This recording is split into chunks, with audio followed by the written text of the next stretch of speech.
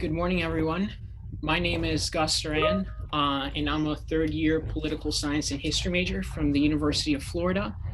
And I'm really excited to welcome you all into this historic event. I would also like to introduce my co-host, Janine Lowe.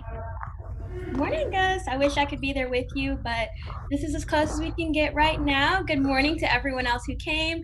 I'm Jania Lowe. I'm a fourth year public relations major, and I'll be serving as a co-student moderator along with Gus for today's event. I hope y'all are all as excited to be here as we are. Yeah, it's been a really historic event, especially with everything that's been going on. And what we want to do is kind of contextualize these events and just help everyone understand. So just to get everyone started, here's how it's going to go. We're going to watch the inauguration. We're going to watch the vice president get sworn in, then the president. Then President Biden will give his remarks, and then we're going to have a stellar panel of UF political scientists and historians that are going to help us understand this event in the context that we're in. If you guys have any questions for the panel, please make sure you ask them now. Please use the Q&A function, and we will do our best to pick the best questions in order to help everyone, both at the UF community and the general public. But before the vice president gets sworn in, I know Jania is part of the Alpha Kappa Alpha sorority, which Vice President Harris or Vice President-elect Harris is part of. So I would love for Jania to kind of, tell us what AKA is about and just give us a little history for the audience.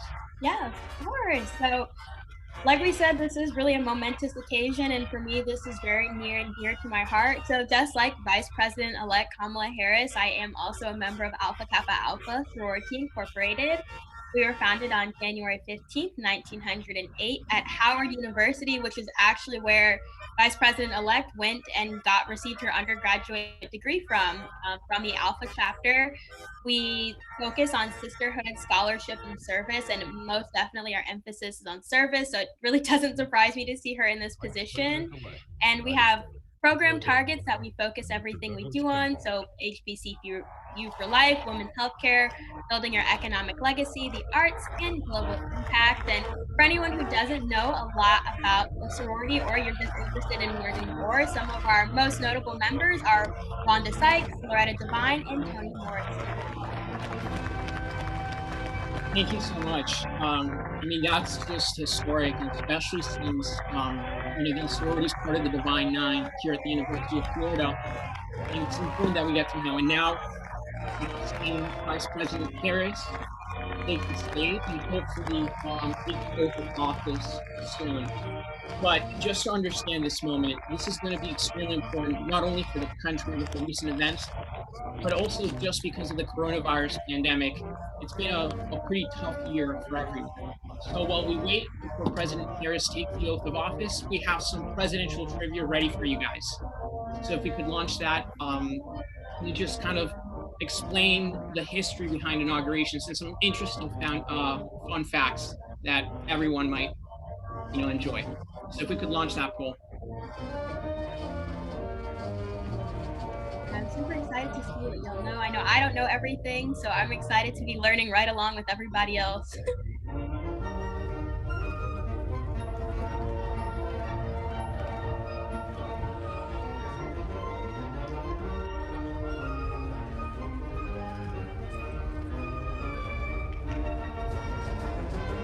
Seems like we're having a little bit of a technical difficulty with the polls, so not a worry. I have them pulled up right here just to be prepared for anything, if 2020 taught us anything about that. So, for example, one of the things that I didn't know is that Thomas Jefferson was the first president to be inaugurated in Washington, D.C. It wasn't George Washington, nor was John Adams. Wait, really? Yeah. It didn't start right at the beginning? No, it didn't start. It actually started in New York City. So any New Yorkers out there, you have another piece of trivia to be proud about.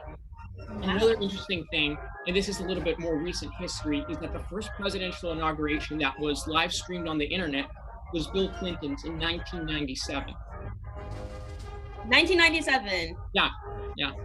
You're blowing we're only 2 questions in and you're already blowing my mind. I'm ready to have bragging rights and go back to class with this information.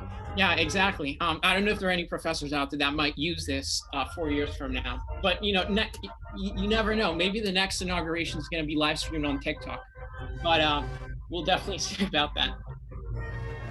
Will we be saving our favorite dance audio or will we use the same one? I'm not sure. I really want to see President Biden do the renegade, but I don't think that's going to happen in 4 years. Keep our fingers crossed. Yeah, you gotta wait. Another interesting fun fact is that since 1961, there's always been a poet who recites one of their works at inauguration. The first one was Robert Frost in 1961. And here's the interesting thing about this is that he had a new new poem that he wrote just for the inauguration, but because his vision was so bad, he couldn't read it. So what he did instead is he recited one of his old ones, and he thought he did such a bad job that he was embarrassed. But the Washington Post reported that he stole the hearts of the inauguration crowd. Accompanying the House Republican leader, the Honorable Kevin McCarthy. Staff representative. So as we can see, more notable people are coming in. If you guys, again, have any questions or are just joining in, Jania and I are House of Representatives, the Honorable Nancy Pelosi and Mr. helping Paul contextualize all of this. Staff Representative Lindsey I also have a question for Jania. And what has been the best experience being part of AKA? Like, if there's one thing you can take away. You want me to just pick one? Just one. Top three. Oh my goodness. All right. I don't know. Can I do a top 3? Can I do a top 3? Yeah, top 3. Okay. I definitely would have to start with, it's a family. It really is a sisterhood. I have one sister and now I have hundreds of thousands more around the world. It really is insane that wherever I go, I meet someone from Kappa Alpha, and whether it's professional or personal, wherever I need help, it's really nice knowing that there's always going to be someone there. Also, it's getting to interact with other Greek councils, with interfraternity and Panhellenic and Multicultural. It's really getting to see the things that make these people feel at home and feel safe and feel welcome in these different spaces on campus. And I love seeing the pride people have for their organizations and being able to give back. I know it sounds cliche. I know everyone says it, but it really is true, knowing that you're able to make an impact, even if it's just in one person's life. The fact that something so small or so big that you do can have such an impact and almost like a ripple effect, it really does change your perspective and how you see things as a student and beyond. Yeah, absolutely. And talking about making an impact, now we're going to see President-elect Biden, soon-to-be President Biden, walk the stage. Just a reminder, just for everyone who's tuning in, as the numbers keep going up within this webinar, we're going to watch Vice President Harris get sworn in. Some of our panelists are also here, so they might provide some running commentary. And we will be introducing them, or officially introducing them later, as part of the moderated discussion. After that, all the Vice President is inaugurated, and so is the President. He gives his remarks. We will go into the discussion. Please, if you have any questions at all about our fantastic panelists, make sure you shoot them now. That way we're able to have them. But until then, we're just going to watch, and hopefully you guys are safe, doing well, and we can't wait to hear your questions.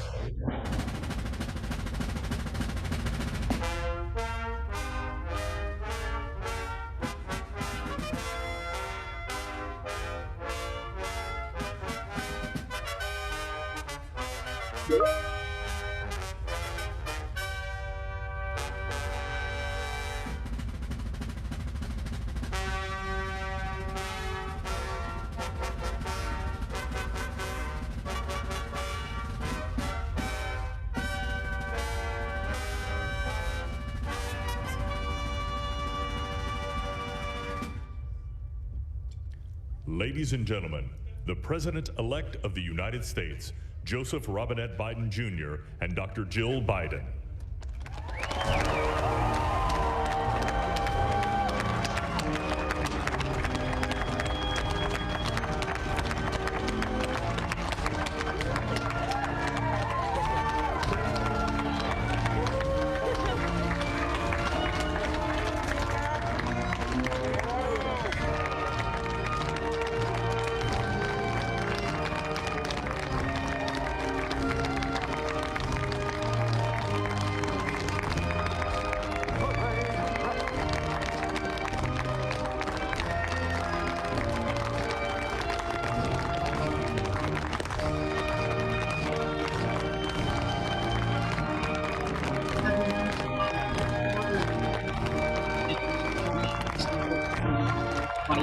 and he's the director of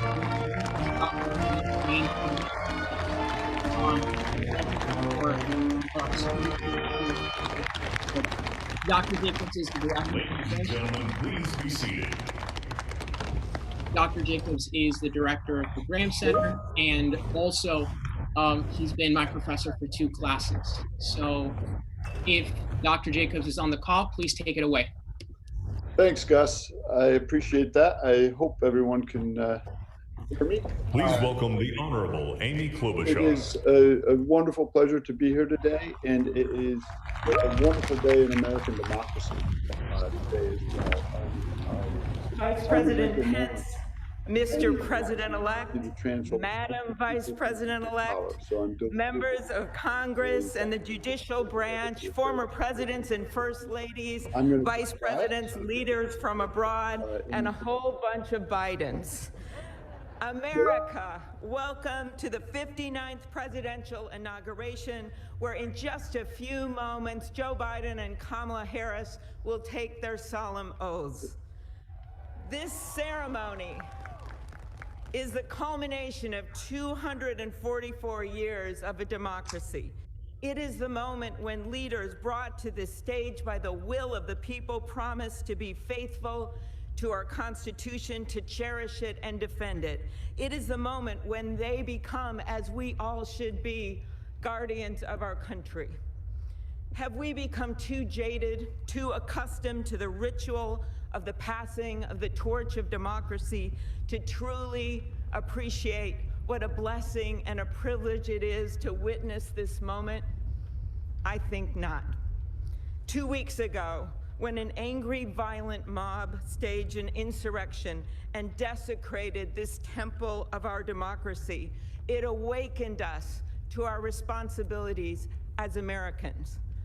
This is the day when our democracy picks itself up, brushes off the dust, and does what America always does: goes forward as a nation under God, indivisible, with liberty and justice for all. This conveyance of a sacred trust between our leaders and our people takes place in front of this shining Capitol dome for a reason. When Abraham Lincoln gave his first inaugural address in front of this Capitol, the dome was only partially constructed, braced by ropes of steel. He promised he would finish it. He was criticized for spending funds on it during the Civil War. To those critics, he replied, "If the people see the Capitol going on, it is a sign we intend the Union shall go on." And it did, and it will. Generations of Americans gave their lives to preserve our republic in this place. Great legislation to protect civil rights and economic security and lead the world was debated and crafted under this dome. Now it falls on all of us, not just the 2 leaders we are inaugurating today, to take up the torch of our democracy, not as a weapon of political arson, but as an instrument for good. We pledge today never to take our democracy for granted as we celebrate its remarkable strength. We celebrate its resilience, its grit. We celebrate the ordinary people doing extraordinary things for our nation, the doctors and nurses on the front line of this pandemic, the officers in the Capitol, a new generation never giving up hope for justice. We celebrate a new president, Joe Biden, who vows to restore the soul of America and cross the river of our divides to a higher plane. And we celebrate our first African American, first Asian American, and first woman vice president, Kamala Harris, who stands on the shoulders of so many on this platform who have forged the way to this day. When she takes the oath of office, little girls and boys across the world will know that anything and everything is possible. And in the end, that is America, our democracy, a country of so much good. And today, on these Capitol steps and before this glorious field of flags, we rededicate ourselves to its cause. Thank you. It is now my honor to introduce to you the senator who has worked with me and so many others to make this ceremony possible, my friend and the chair of the inaugural committee, Missouri Senator Roy Blunt.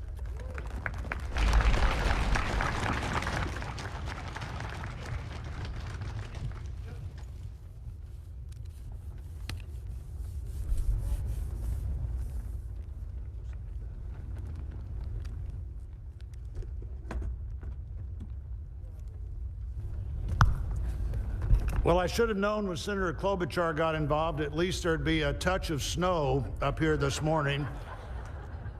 Of all the things we'd considered, I don't think snow was on my agenda till I walked out the door a moment ago. But thank you, Senator Klobuchar, and thanks to the other members of the Joint Congressional Committee on the Inauguration as we officially began the 59th inaugural ceremony. I also want to thank the Joint Committee staff and our partners, particularly our security partners, for the way they've dealt with unprecedented circumstances.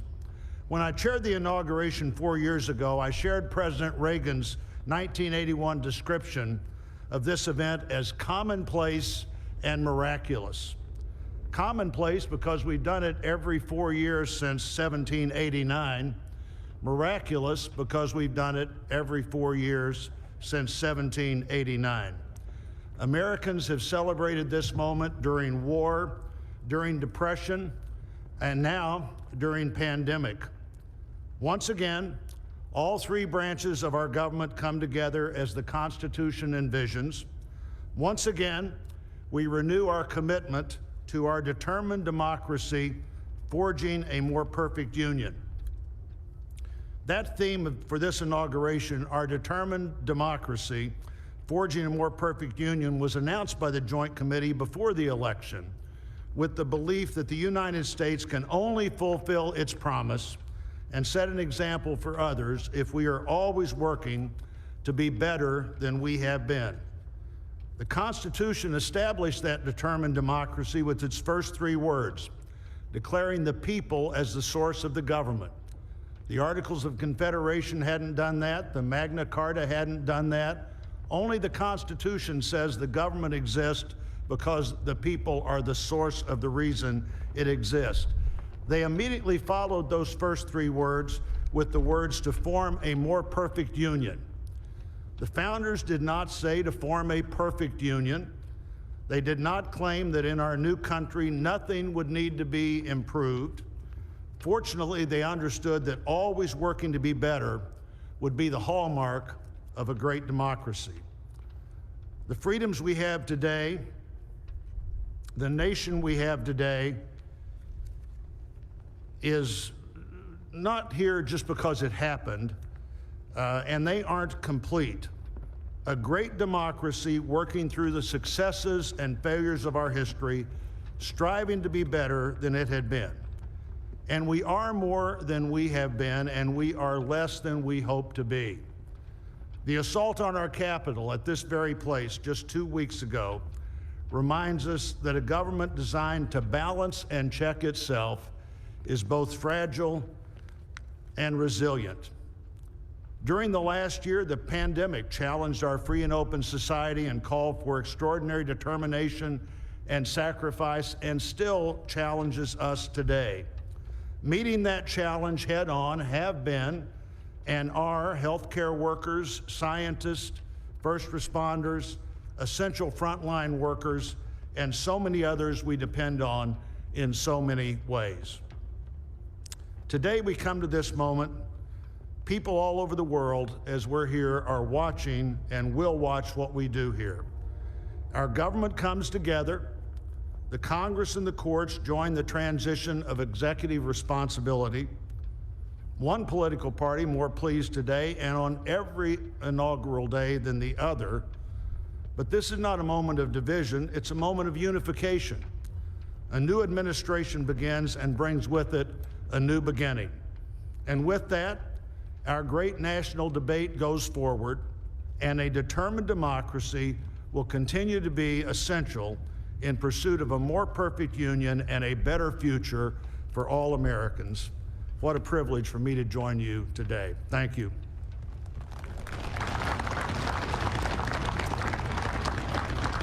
I'm pleased to call to the podium a longtime friend of the President-elect and his family, Father Leo O'Donovan, to lead us in an invocation. Please stand if you are able and remain standing for the national anthem and the pledge to our flag.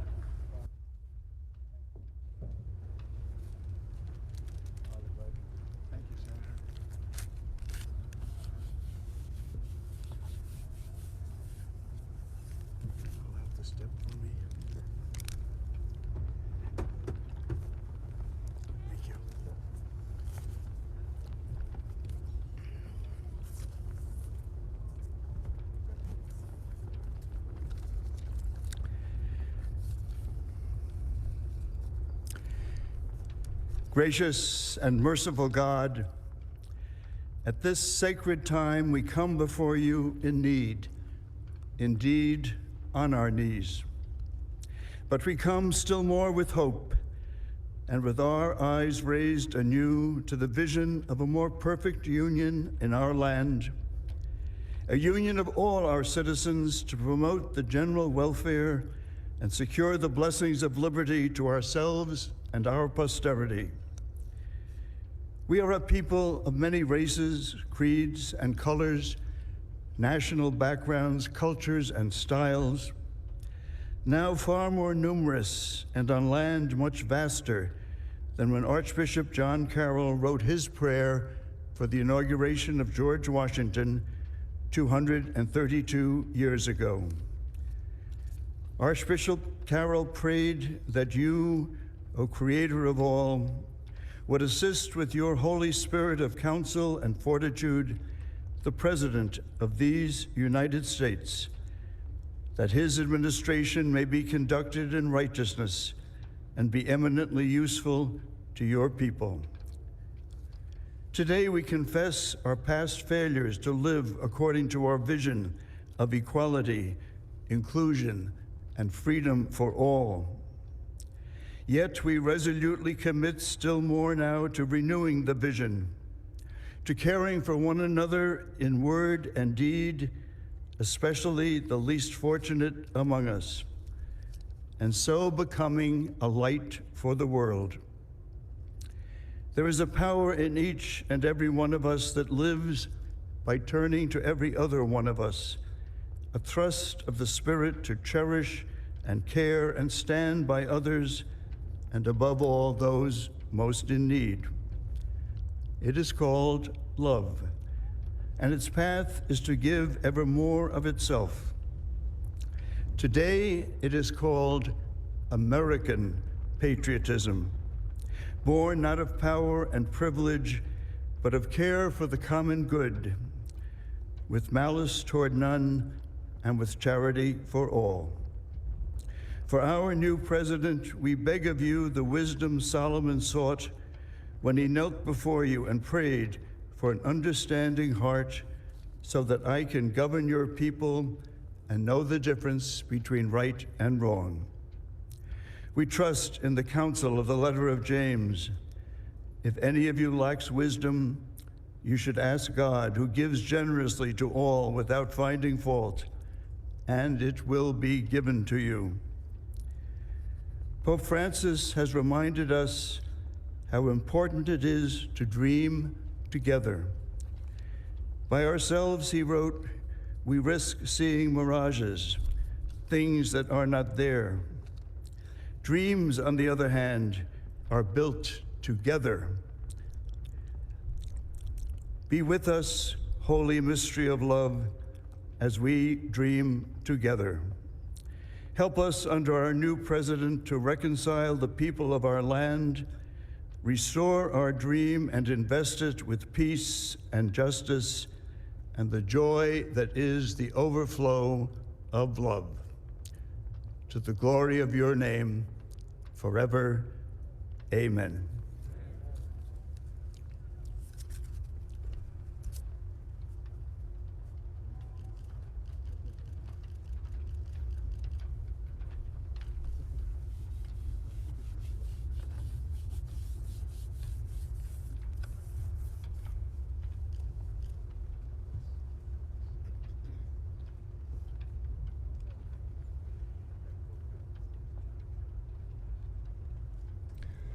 Ladies and gentlemen, please remain standing for the presentation of our national colors by the Armed Forces Color Guard, the singing of our national anthem, and for the Pledge of Allegiance.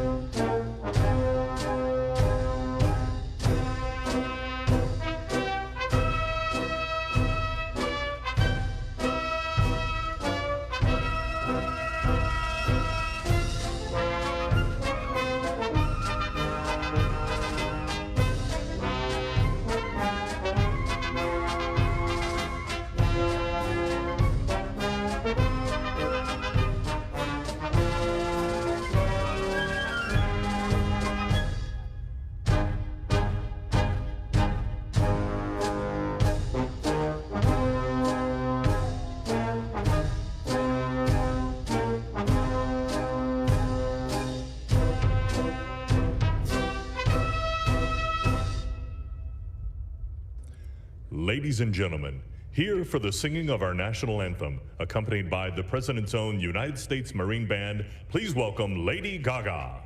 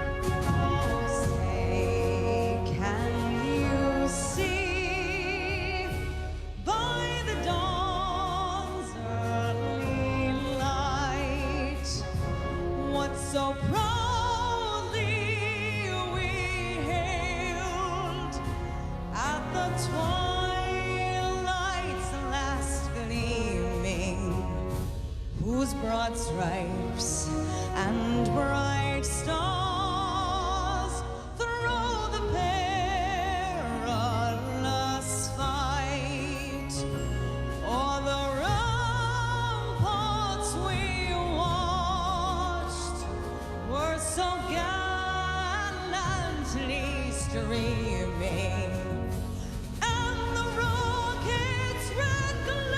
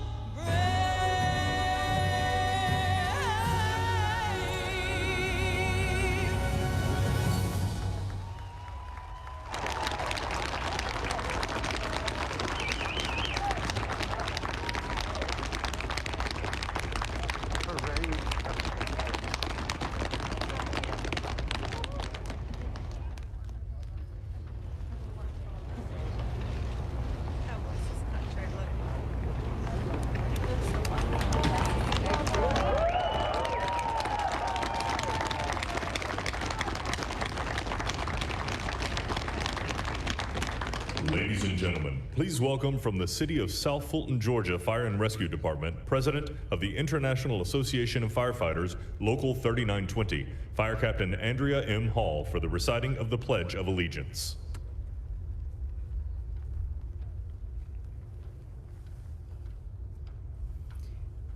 I pledge allegiance to the flag of the United States of America and to the republic for which it stands, one nation, under God, indivisible, with liberty and justice for all.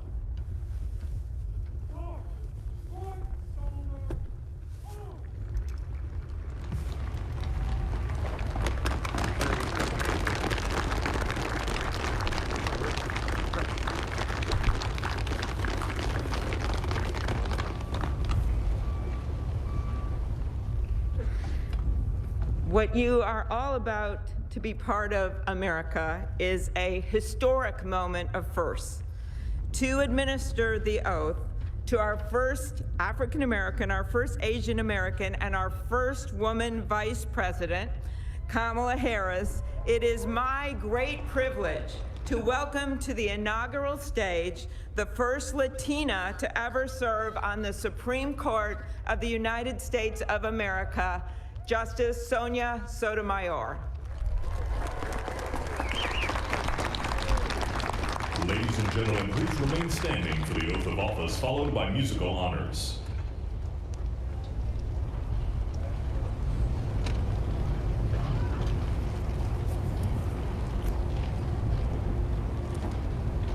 Please raise your right hand and repeat after me.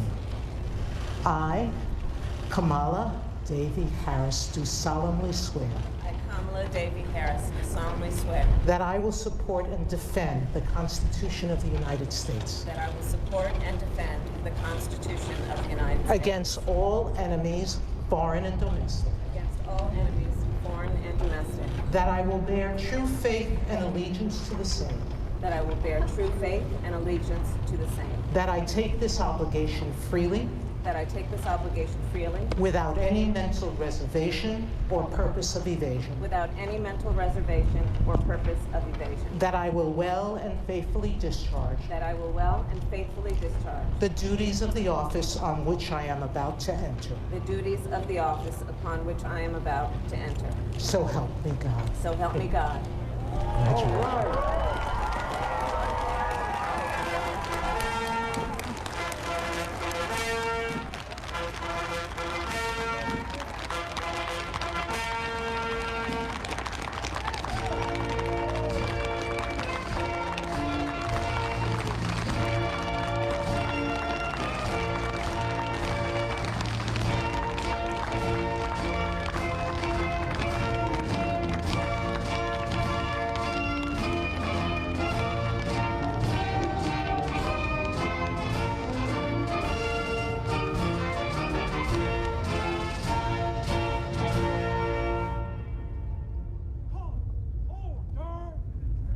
Ladies and gentlemen, please be seated.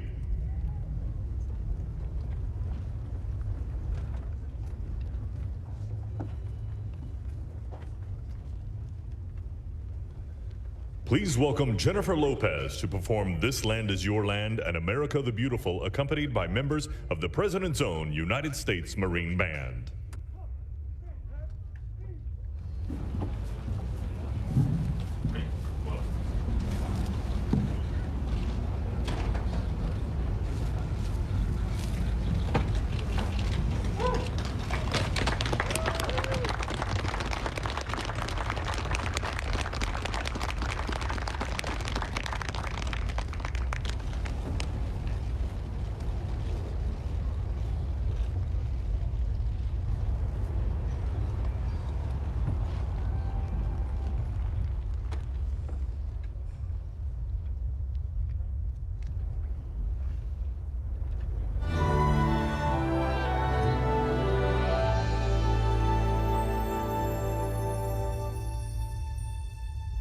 This land is your land.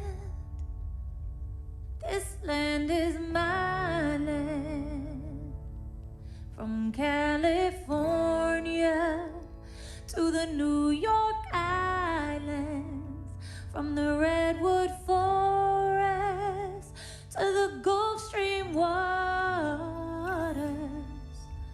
This land was made for you and me. As ribbon of highway I saw above me, that endless skyway I saw below me, that golden valley. This land was made for you and me. Oh, this land, oh, this land. This land was made for you and me. Oh, this land, oh, this land. This land was made for you and me. You and me. Oh, America, America, God shed His grace on thee and crown thy good with brotherhood. From sea to shining sea.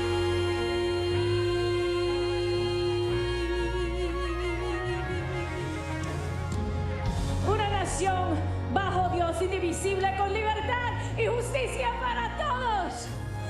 Let's get loud,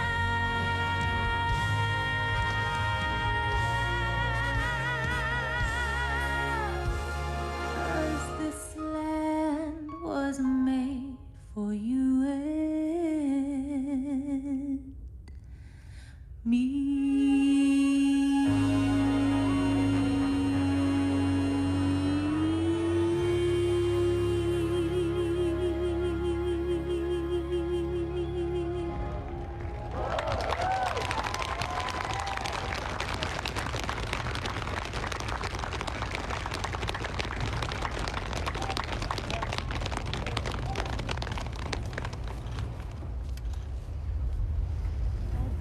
Well, that was great. The sun is shining, and Mr. President-elect, this is the first inauguration in the history of America where J-Lo was the warm-up act for Chief Justice Roberts. With that, it is now my distinct honor to introduce the Chief Justice of the Supreme Court of the United States, John Roberts, to administer the presidential oath to the next President of the United States, Joseph R. Biden.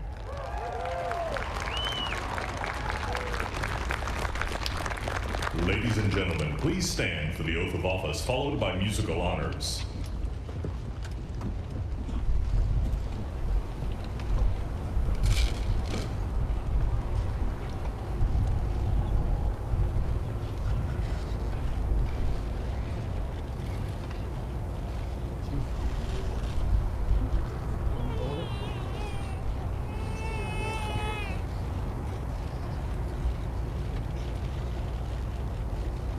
Please raise your right hand and repeat after me.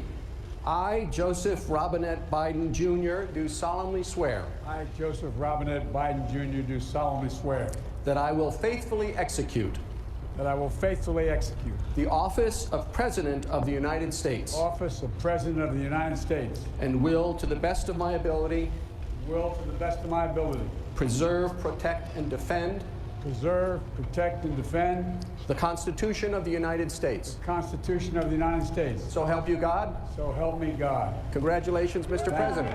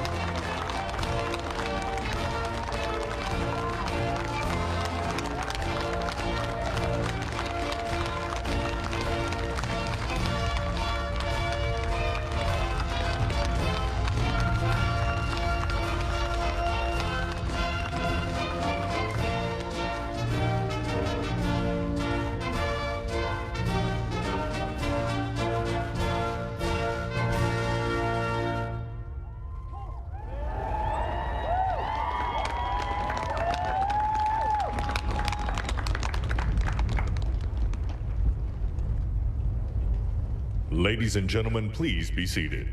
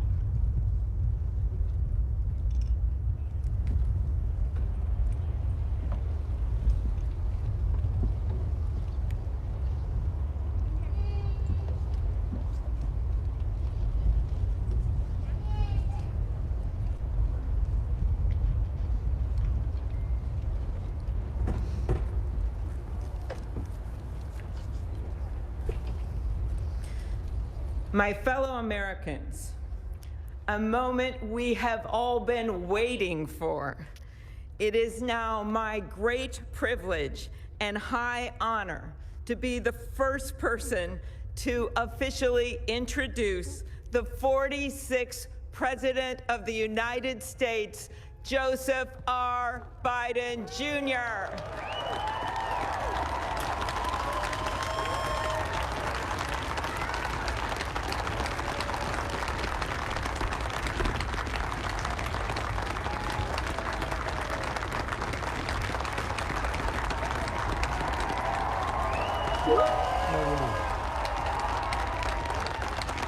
Chief Justice Roberts, Vice President Harris,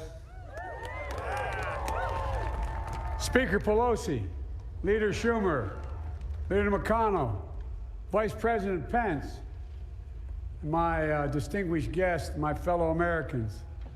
This is America's day. This is democracy's day, a day of history and hope, of renewal and resolve. Through a crucible for the ages, America has been tested anew, and America has risen to the challenge. Today, we celebrate the triumph not of a candidate, but of a cause, the cause of democracy. The people, the will of the people has been heard, and the will of the people has been heeded. We've learned again that democracy is precious. Democracy is fragile. And at this hour, my friends, democracy has prevailed.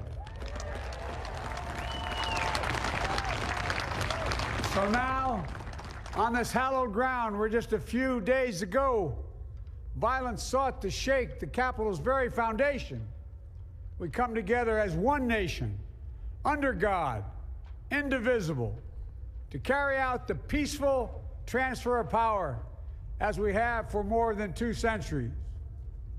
As we look ahead in our uniquely American way, restless, bold, optimistic, and set our sights on the nation we know we can be and we must be. I thank my predecessors of both parties for their presence here today. I thank them from the bottom of my heart. And I know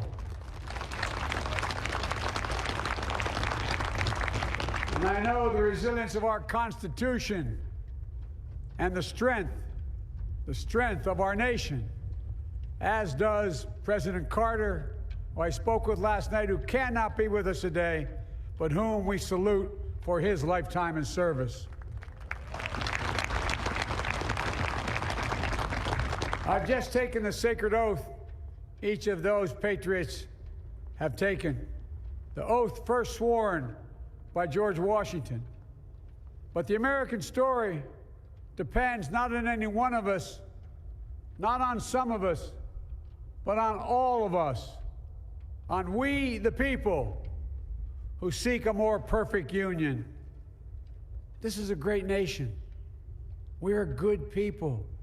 And over the centuries, through storm and strife, in peace and in war, we've come so far, but we still have far to go. We'll press forward with speed and urgency, for we have much to do in this winter of peril and significant possibilities. Much to repair, much to restore, much to heal, much to build, and much to gain.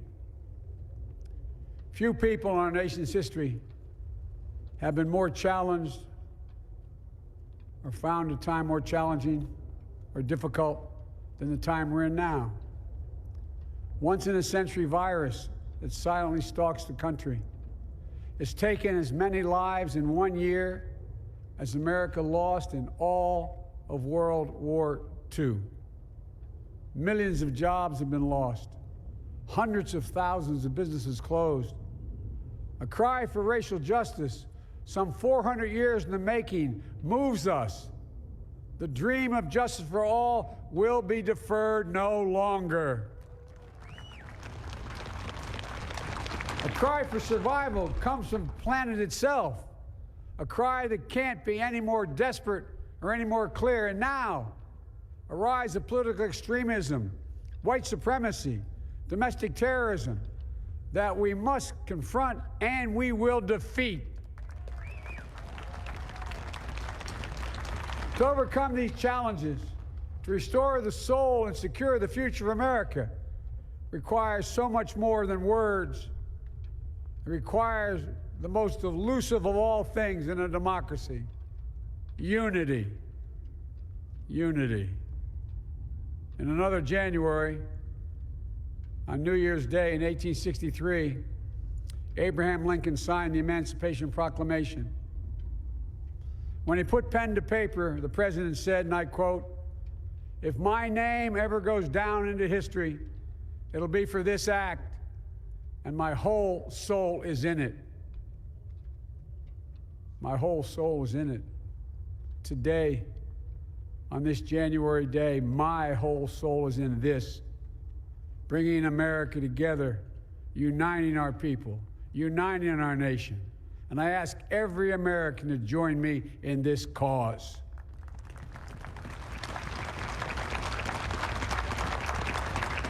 Uniting to fight the foes we face: anger, resentment and hatred, extremism, lawlessness, violence, disease, joblessness, and hopelessness. With unity, we can do great things, important things. We can right wrongs. We can put people to work in good jobs. We can teach our children in safe schools. We can overcome the deadly virus.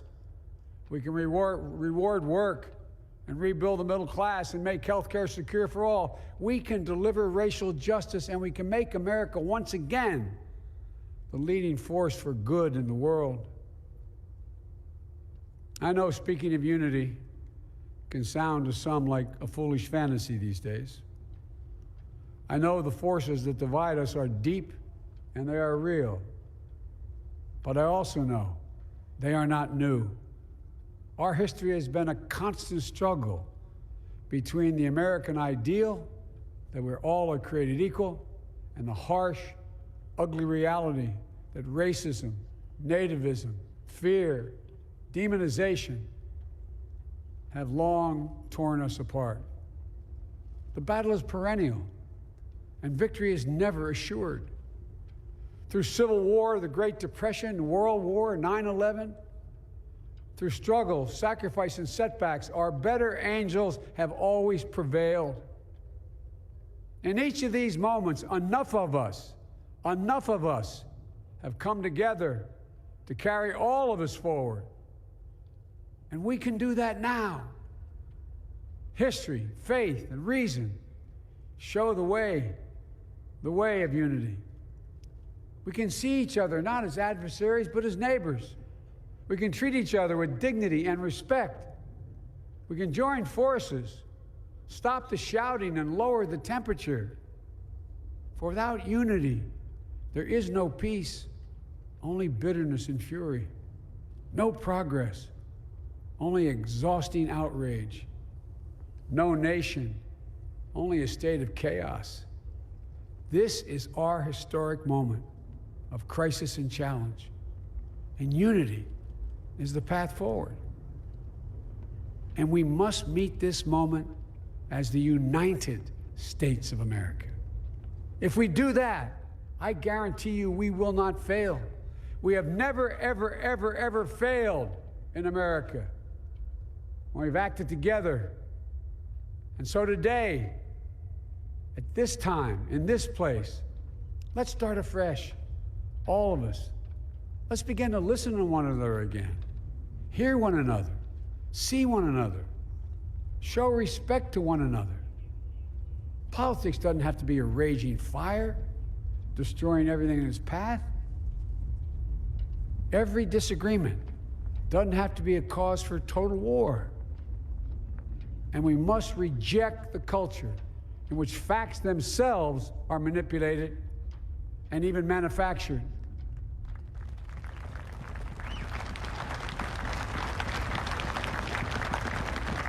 My fellow Americans, we have to be different than this. America has to be better than this. And I believe America is so much better than this. Just look around. Here we stand in the shadow of the Capitol Dome, as was mentioned earlier, completed amid the Civil War, when the Union itself was literally hanging in the balance. Yet we endured. We prevailed. Here we stand, looking out on the Great Mall, where Dr. King spoke of his dream. Here we stand where 108 years ago, at another inaugural, thousands of protesters tried to block brave women marching for the right to vote. And today, we mark the swearing in of the first woman in American history elected to national office, Vice President Kamala Harris. Don't tell me things can't change. Here we stand, across the Potomac from Arlington Cemetery, where heroes who gave the last full measure of devotion rest in eternal peace.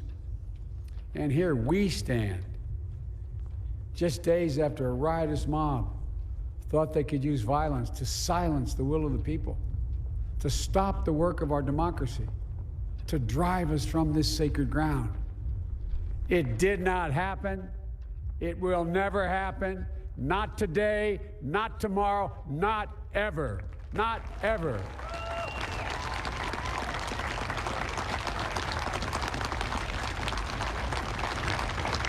To all those who supported our campaign, I'm humbled by the faith you've placed in us. To all those who did not support us, let me say this.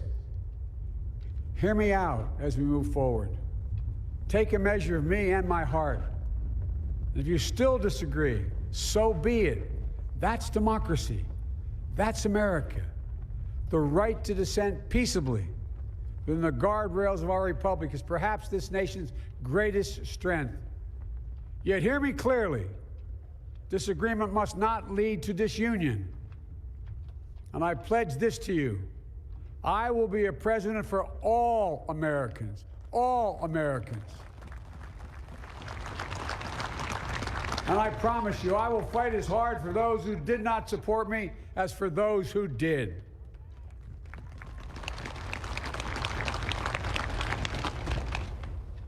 Many centuries ago, St. Augustine, a saint of my church, wrote that a people was a multitude defined by the common objects of their love.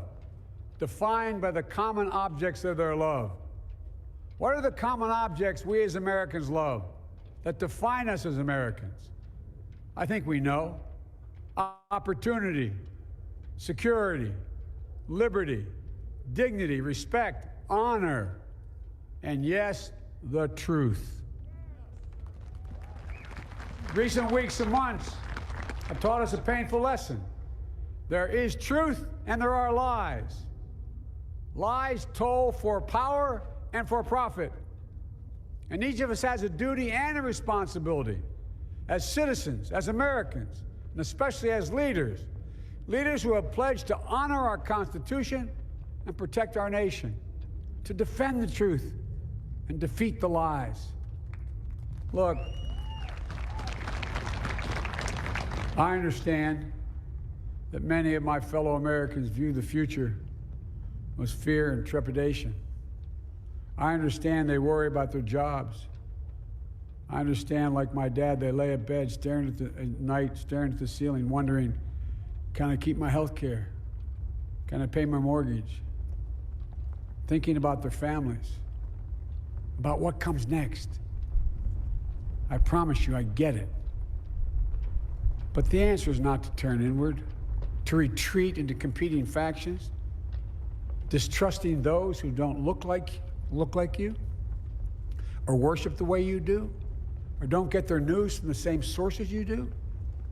We must end this uncivil war that pits red against blue, rural versus urban, or rural versus urban, conservative versus liberal.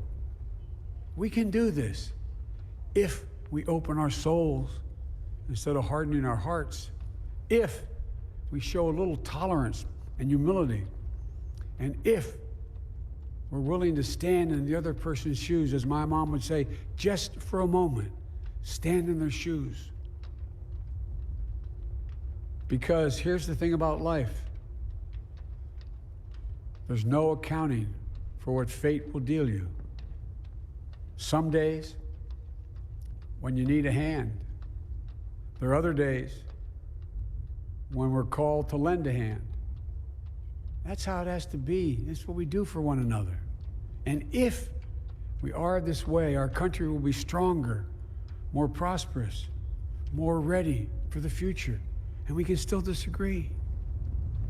My fellow Americans, in the work ahead of us, we're going to need each other.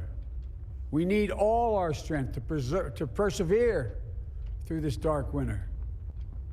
We're entering what may be the toughest and deadliest period of the virus. We must set aside politics and finally face this pandemic as one nation. One nation. And I promise you this, as the Bible says, weeping may endure for a night, but joy cometh in the morning. We will get through this together. Together. Look, folks, all my colleagues I serve with in the House and the Senate up here, we all understand the world is watching all of us today. So here's my message to those beyond our borders. America has been tested, and we've come out stronger for it. We will repair our alliances and engage with the world once again, not to meet yesterday's challenges, but today's and tomorrow's challenges. And we'll lead not merely by the example of our power, but by the power of our example.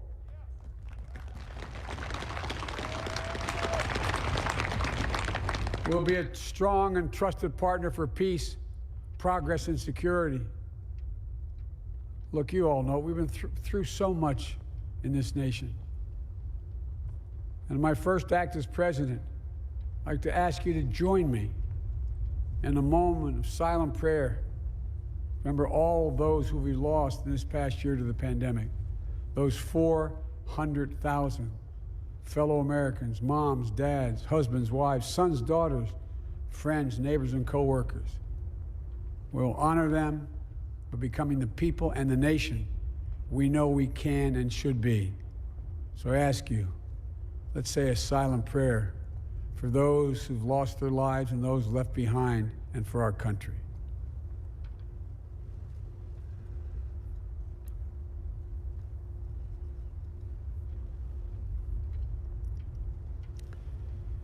Amen. Folks, this is a time of testing. We face an attack on our democracy and on truth, a raging virus, growing inequity, the sting of systemic racism, a climate in crisis, America's role in the world. Any one of these would be enough to challenge us in profound ways. But the fact is, we face them all at once, presenting this nation with one of the gravest responsibilities we've had. Now we're going to be tested. Are we going to step up, all of us, It's time for boldness, for there is so much to do. And this is certain. I promise you, we will be judged, you and I, by how we resolve these cascading crises of our era. We will rise to the occasion is the question. Will we master this rare and difficult hour? Will we meet our obligations and pass along a new and better world to our children? I believe we must. I'm sure you do as well. I believe we will. And when we do, we'll write the next great chapter in the history of the United States of America, the American story. A story that might sound something like a song that means a lot to me. It's called American Anthem. There's one verse that stands out, at least for me, and it goes like this. The work and prayers of century have brought us to this day. What shall be our legacy? What will our children say? Let me know in my heart when my days are through. America, America, I gave my best to you. Let's us add our own work and prayers to the unfolding story of our great nation. If we do this, then when our days are through, our children and our children's children will say of us, they gave their best, they did their duty, they healed a broken land. My fellow Americans, I close the day where I began, with the sacred oath. Before God and all of you, I give you my word. I will always level with you. I will defend the Constitution. I'll defend our democracy. I'll defend America. And I'll give all of you, keep everything I do in your service, thinking not of power, but of possibilities, not of personal interest, but the public good. And together, we shall write an American story of hope, not fear, of unity, not division, of light, not darkness, a story of decency and dignity, love and healing, greatness and goodness. May this be the story that guides us, the story that inspires us, and the story that tells ages yet to come that we answered the call of history. We met the moment. Democracy and hope, truth and justice did not die on our watch, but thrived. That America secured liberty at home and stood once again as a beacon to the world. That is what we owe our forebears, one another, and generation to follow. So, with purpose and resolve, we turn to those tasks of our time, sustained by faith, driven by conviction, and devoted to one another and the country we love with all our hearts. May God bless America, and may God protect our troops. Thank you, America.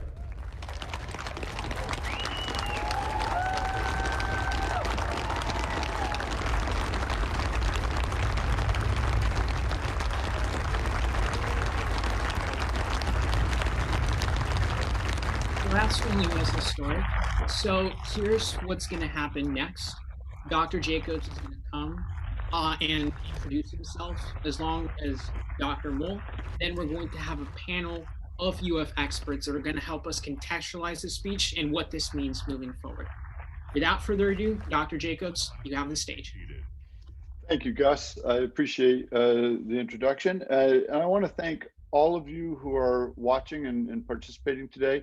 This is truly one of the great days in the American story, as President Biden noted. It's a fundamental day in terms of our democracy, and really in any democracy, the peaceful transition of power. So it really is a wonderful day. This will be an event that we will continue to do in future years, future inaugurations. This is the first one of these. I want to thank the Dean of Students Office, and especially Dean Mull, who will be joining us shortly, and the Multicultural and Diversity Affairs in particular for working with us on this. I want to thank the staff of the Bob Graham Center Multicultural Diversity Affairs, UFIT, for putting this together. I'm going to pause for just a moment to hear Garth Brooks's. Then saved a wretch like me. I once was lost, but now I'm found. Was blind, but now I see. When we've been there 10,000 years, bright shining as the sun, we've no less days to sing God's praise than when we first begun. If I can ask you to sing this last verse with me, not just the people here, but the people at home, at work, as one, united. Amazing grace, how sweet the sound that saved a wretch like me. I once was lost, but now I'm found. Was blind, but now I see. Amen.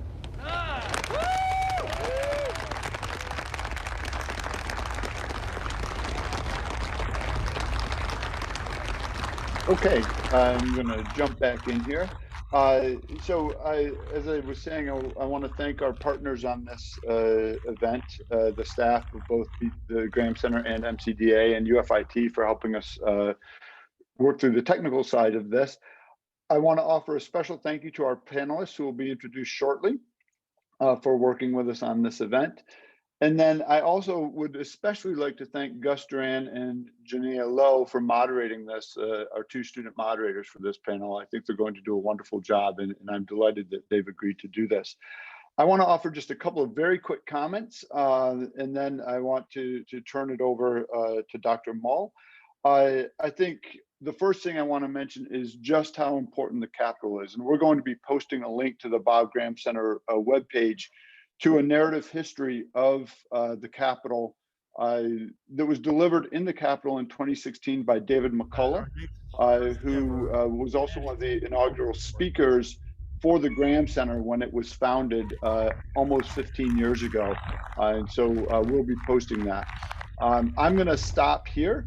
And I'll turn it over to Gus to introduce Dr. Mull, or if we want to pause to listen to any more of the events here.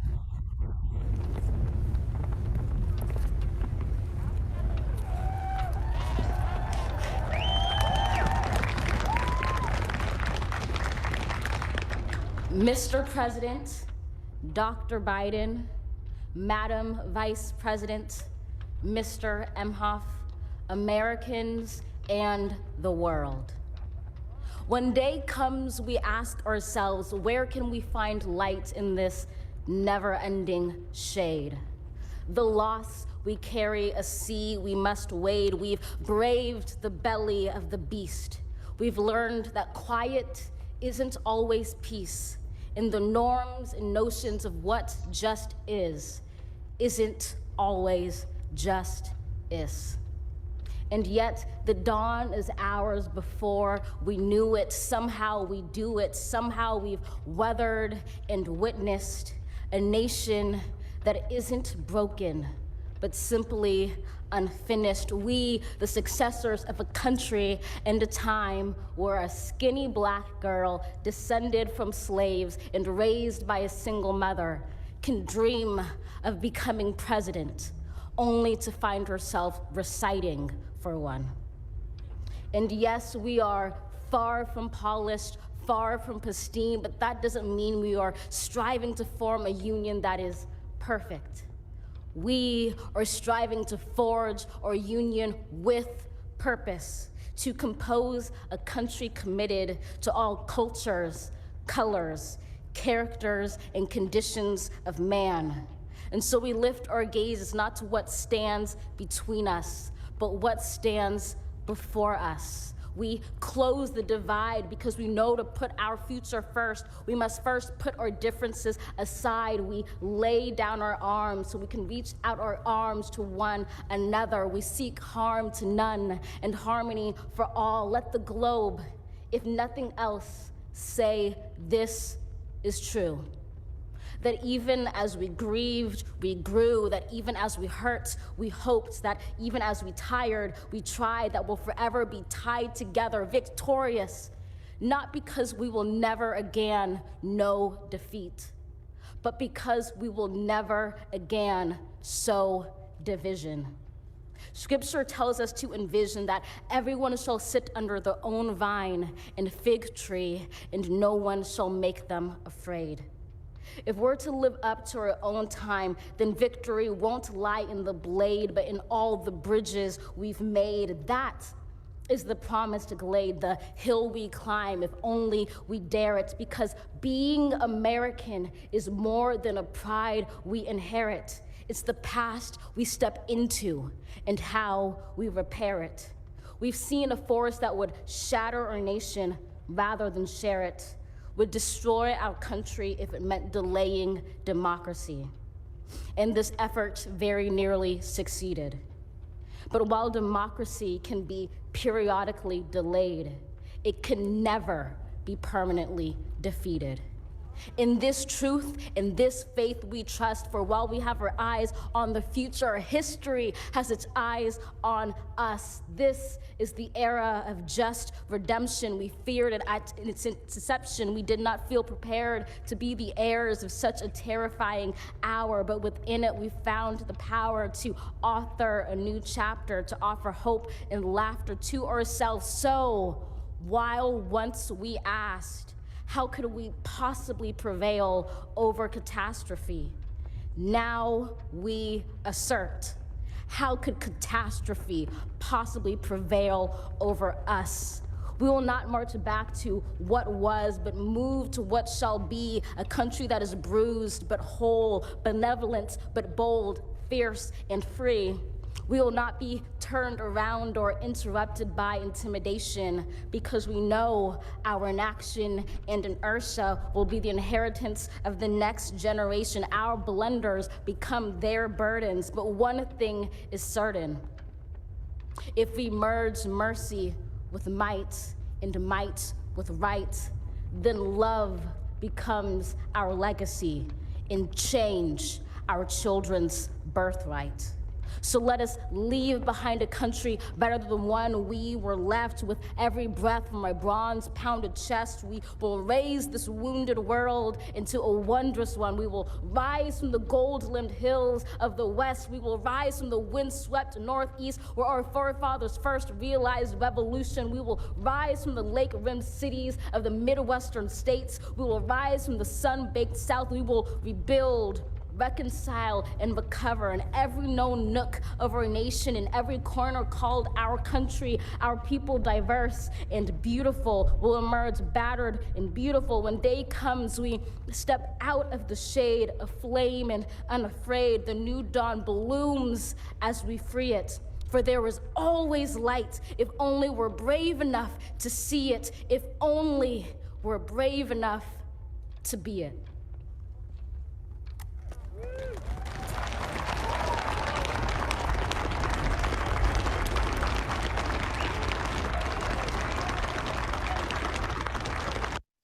Those were absolutely amazing words, and actually a fun fact is that Amanda Gorman is the youngest inaugural poet in the nation's history at 22, and I think we can all see why she's up there on that stage right now. And we're going to pass it on with more wise words from Gator and Vice President of Student Affairs, Dr. Deandra Mull.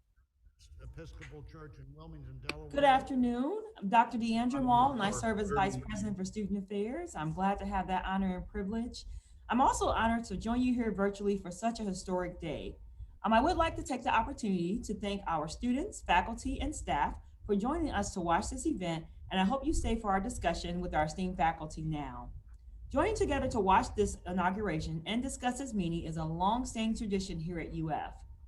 No matter your politics, celebrating the— As a nation and people of faith gathered in this historical moment, let us unite in prayer. Can you all hear the— God, we gather under the beauty of your I think it's holiness going to be difficult for me to talk over. and the holiness of your beauty.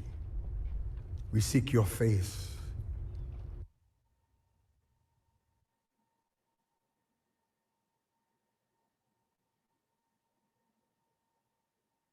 Okay. Favor upon our President, Joseph R. Biden, and our First Lady, Dr. Jill Biden, and their family.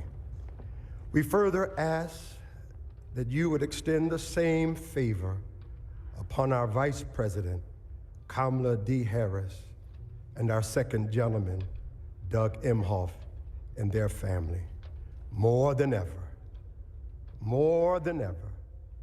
they and our nation need you. We need you, for in you we discover our common humanity.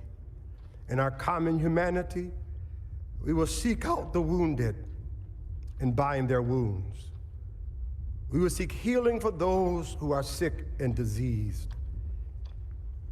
We will mourn our dead. We will befriend the lonely, the least, and the left out. We will share our abundance with those who are hungry. We will do justly to the oppressed, acknowledge sin, and seek forgiveness, thus grasping reconciliation. In discovering our humanity, we will seek the good in and for all our neighbors. We will love the unlovable, remove the stigma of the so-called untouchables. We will care for our most vulnerable, our children, the elderly, emotionally challenged, and the poor. We will seek rehabilitation beyond correction. We will extend opportunity to those locked out of opportunity. We will make friends of our enemies. We will make friends of our enemies. People, your people, shall no longer raise up weapons against one another. We will rather use our resources for the national good and become a beacon of life and goodwill to the world. And neither shall we learn hatred anymore. We will lie down in peace and not make our neighbors afraid. In you, O God, we discover our humanity. In our humanity, we discover our commonness. Beyond the difference of color, creed, origin, political party, ideology, geography, and personal preferences. We'll become greater stewards of your environment, preserving the land, reaping from it a sustainable harvest, and securing its wonder and miracle-giving power for generations to come.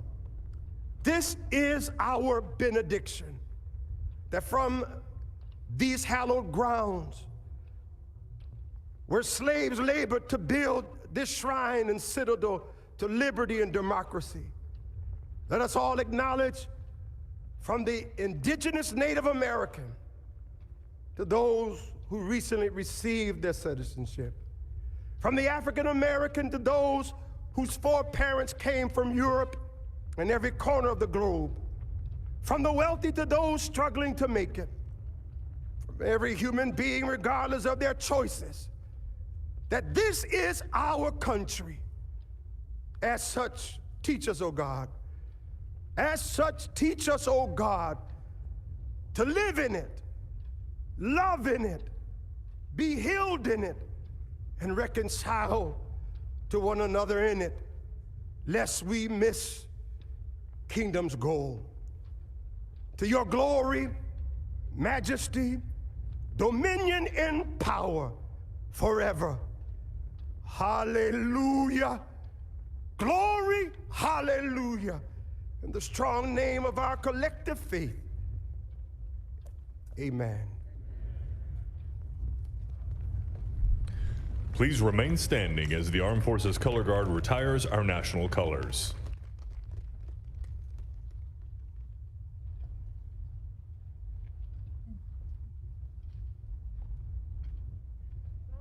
Well, again, no matter what your politics, celebrating the peaceful transition of power and its value within our democracy is incredibly patriotic.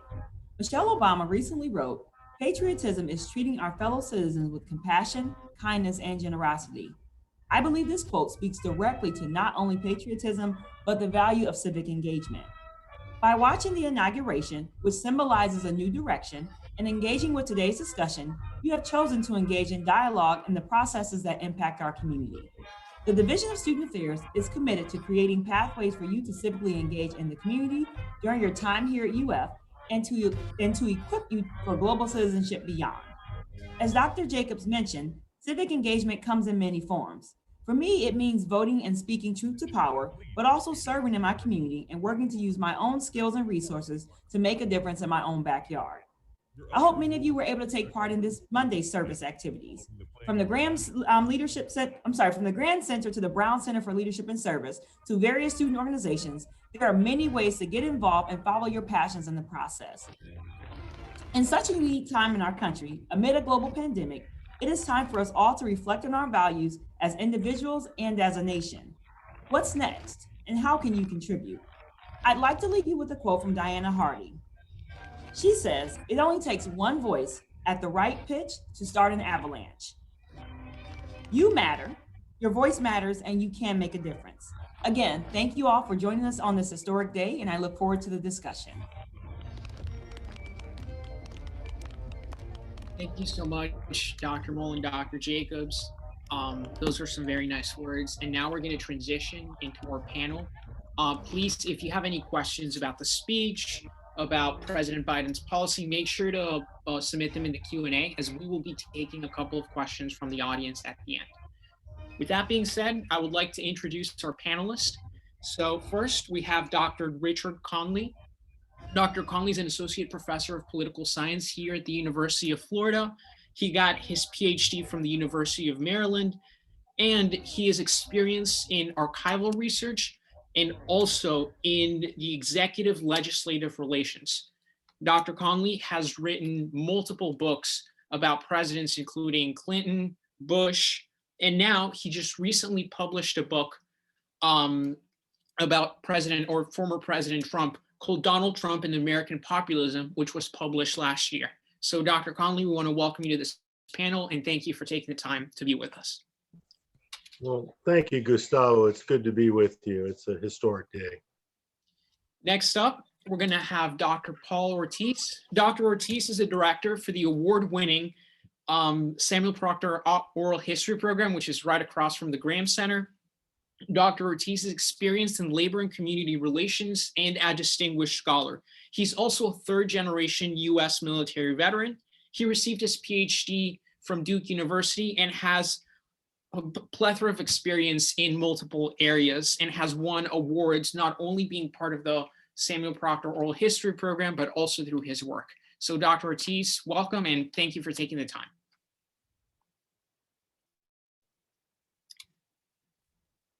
Finally, we're going to have Dr. Rick Stevenson. Now, Dr. Stevenson is a visiting professor in the Department of African American Studies here at the University of Florida. He received his PhD from the University of Michigan and has more than 30 years of experience in teaching higher education, as well as being an expert in biblical and theological studies. Dr. Stevenson, or his area of expertise, counts in the Middle Passage, slave ship, American slavery during the antebellum, and the historical period of slavery here in the United States. So Dr. Stevenson, welcome, and we can't wait to hear from all of you. Virginia, would you start us off with the first question? Yes, I'd love to. And I'd really like to echo what Gus said. Really thank you, all the panelists, for being here. We're so excited to hear what you have to say. And I'm going to start it off with a broad question, but what are your general reactions from the speech for all of our panelists? How do you feel after hearing what now President Biden had to say?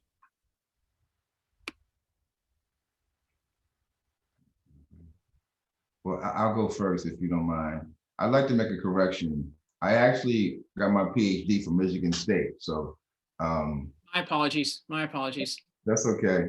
I am definitely not a Wolverine. I'm a Spartan, but that's okay. There were a couple of things that really stood out. I think the first thing that I was excited about was the multicultural and multi-ethnic nature of the presenters and the leaders.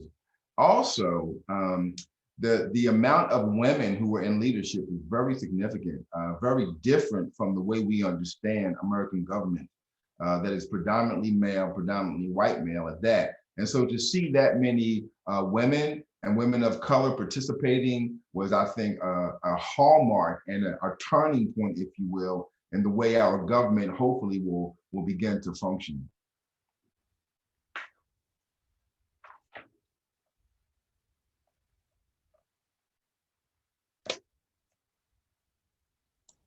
Just to echo what Dr. Stevenson said, I felt a very hopeful overall ceremony. I think there were a number of signals sent by the inaugural organizing committee. Probably the most important has been identified by Dr. Stevenson. The multicultural aspects of the presenters, the themes that many of the people, even preceding President-elect Biden and then President Biden, the idea of the fact that this is a very diverse nation, but then also the fact there was a recognition that the nation hasn't always lived up to those ideals of diversity. And also on several occasions, the references to the attempted coup of last week and the seriousness and the gravity, and also the sense of crisis. So on the one hand, you had many of the people in the inaugural party talking about the importance of celebrating, of commemorating, but at the same time, also they wanted to remind us that our nation, our globe is in fact in a crisis. So I thought that was very well done. If I could jump in, and I guess I have a more conservative view of things.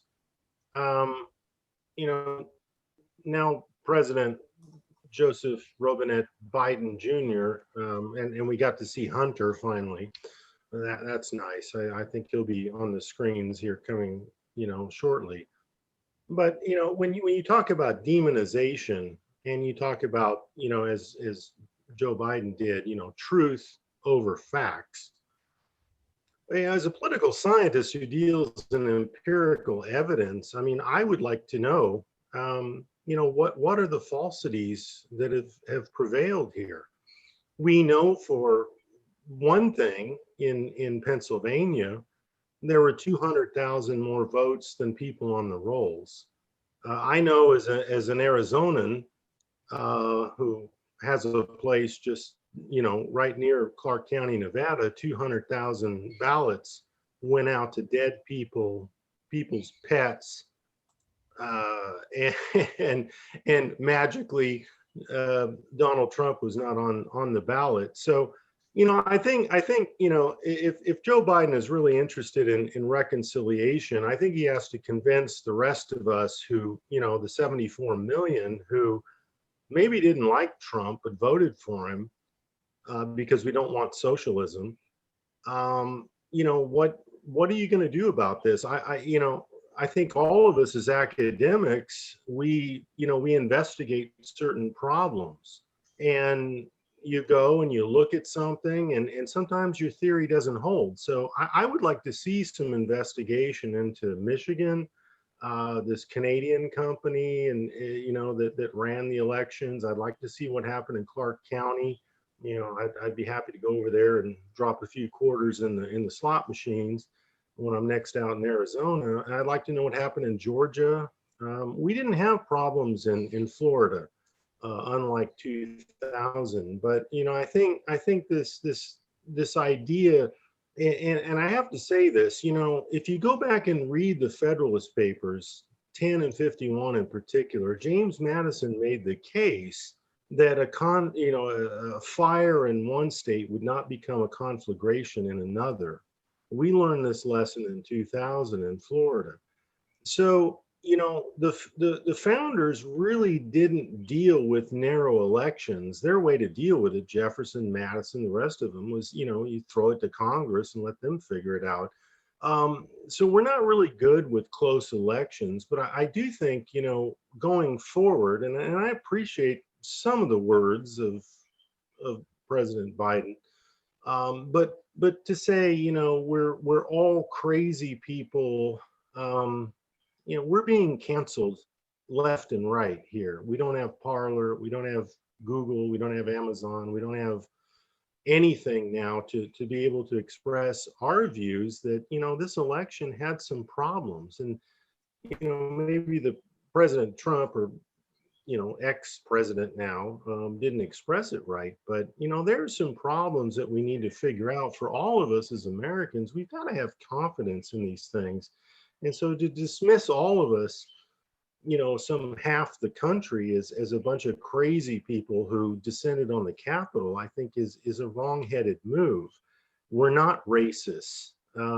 We're not, just because I'm a conservative, I'm head of Indigenous Studies. I've dealt with a lot of people, as Paul has and others. That's not what this is about. But I think we have to be careful here. And some of the rhetoric I heard was very disturbing. Would any of the panelists like to respond or add any more comments before we go into the next question? I want to just jump in with a couple of comments and observations on the speech, if I can here.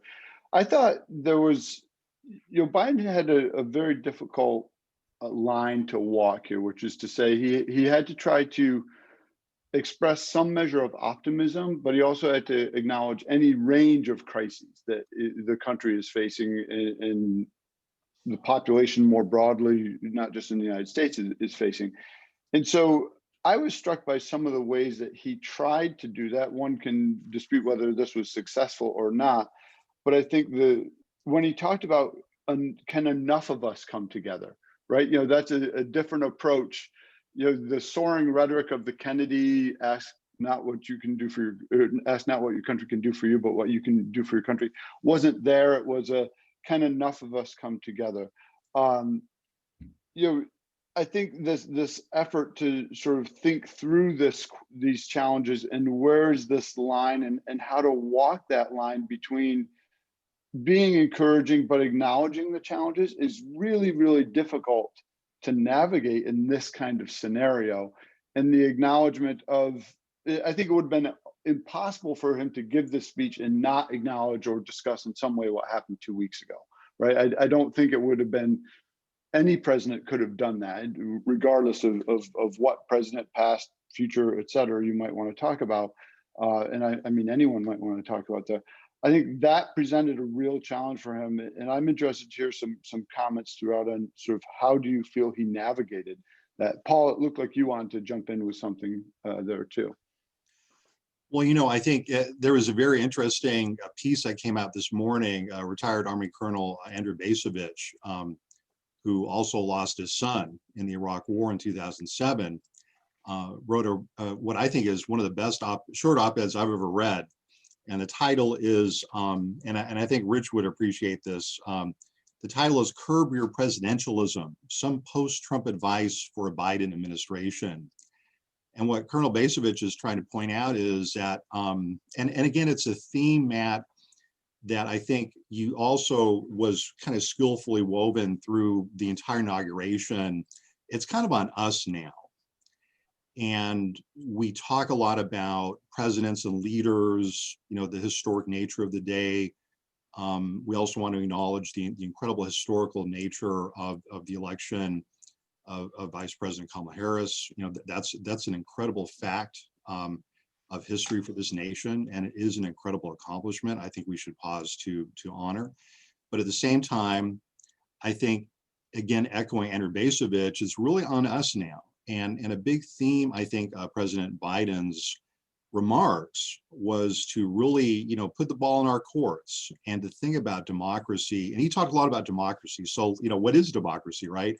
Democracy is the people, and we're not just ornaments on the Christmas tree of the Republic. And so he talked a lot about we need to really begin to lean on each other to deal with the pandemic and other things. And so, a little later, if I had some time, I was thinking, Matt, because we're historians, we're always thinking of antecedents, right?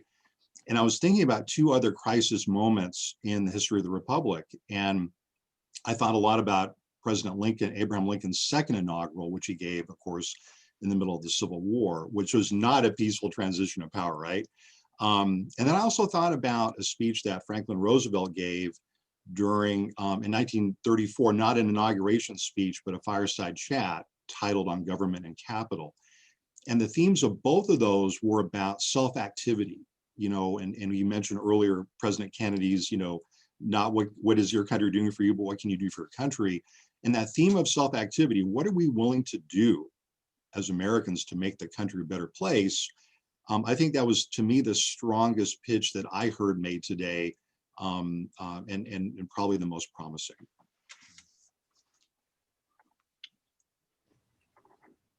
Is there any? Oh, I think your points are right on target. It's certainly a great day, seeing Kamala Harris, becoming vice president. I think that gives hope and challenges to a younger generation of females who are, we all teach them as faculty, Rick, Paul, me, myself. I think that was symbolic in so many ways, whatever her background or controversies. But, I think I go back to the policy issue. I mean, the president took an oath, which we all heard, to protect and defend the Constitution. I think some of us who are not on the left side, worry very much about the First Amendment. We've seen Parler go away. I'm not on social media. I'd probably be fired if I were. So I've never engaged in that, but I can't download Parler. We have big tech. Now, it seems to me as someone who escaped California 30 years ago and have no intentions of ever going back there, we have a lot of Californians and their ideas, which I would argue don't work too well with Gavin Newsom. He's going to be probably kicked out in the next year or two. What is the commitment to free speech here? If I'm demonized because I voted for Trump, I certainly wasn't at the Capitol. I've been out my mobile home in Melrose for the last 2 weeks because my kid was exposed to COVID. What is the commitment to the Second Amendment? We've got Beto O'Rourke from all places, Texas. And I have to say, I had some tears rolling down my eyes, from Garth Brooks. I come from a long line of Texans, my grandmother, my mother. Every time I hear Amazing Grace, I can't help but, the tears roll down. It was my grandma's favorite song. But, what is the commitment? I mean, gun sales, ammo sales are going up through the roof. I mean, a lot of us actually feel on the conservative side, we're under assault. I mean, we can't express our views. Our Second Amendment rights are going away. At the same time that we're defunding the police. Thank heaven I live in a rural area, but I'd welcome what my colleagues have to say about that, because that's a real concern for those of us who are on the opposite side of this election. I want to jump in here for a minute, because you made a couple of statements that I think are connected more to privilege than policy. And one, being a conservative doesn't make you racist, but also being Black doesn't make you criminal. And yet that's the life that many of us live. And so I think it's important to understand how these generalities are oftentimes connected to one group who doesn't experience the other. The second thing about the 2A, and I'm a firearm safety instructor, firearm safety, firearms and laws about firearms have never been about guns. It's always been about populations. It was only Blacks in the South who couldn't hold guns. It was only Native Americans who couldn't hold guns. It didn't. So I think it's important to not blanket these concepts when people of color are oftentimes outside of the loop of these political decisions. And I agree with you that all conservatives are not racist, but I would also say that all Black people are not criminal. And yet, for those of us who are people of color, that is our experience. If I'm not in a suit and tie and I'm riding and I'm on my motorcycle with suns out, guns out, I could be seen because I have dreadlocks and a motorcycle as a criminal. So I think we want to be very careful about connecting these political ideas with a sociology that is built on a system of racist and white supremacist ideology. Well, I thank you for that, Rick, and just for the audience. Rick and I are good friends, and he teaches me a heck of a lot about the African American experience, and enlightens me in ways that no one else probably could. So we might sit on a different line of the political divide, but I always take what you have to say very, very much to heart, and I'm always appreciative for that, because I think that's another thing that we have to consider is that I'm of Irish background.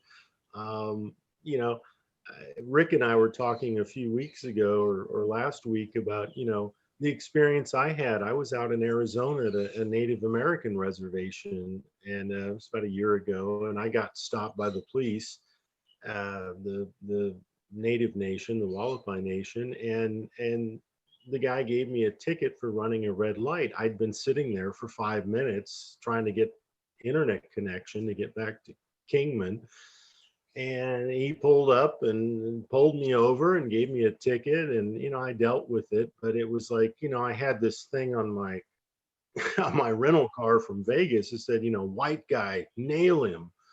And I'd never experienced anything like that before. And so I think what Rick conveys is very important. And for some of those of us who've had these kinds of weird experiences, being the quote other that is targeted, I think that's very helpful to understand, within all this context. And I think all of us, we want to be united. We want to get together. We can all have disagreements, but no, I've always appreciated Rick's perspective, and it, for me, it's been very helpful navigating some of these things, and even challenging my own views. So, Rick, thank you.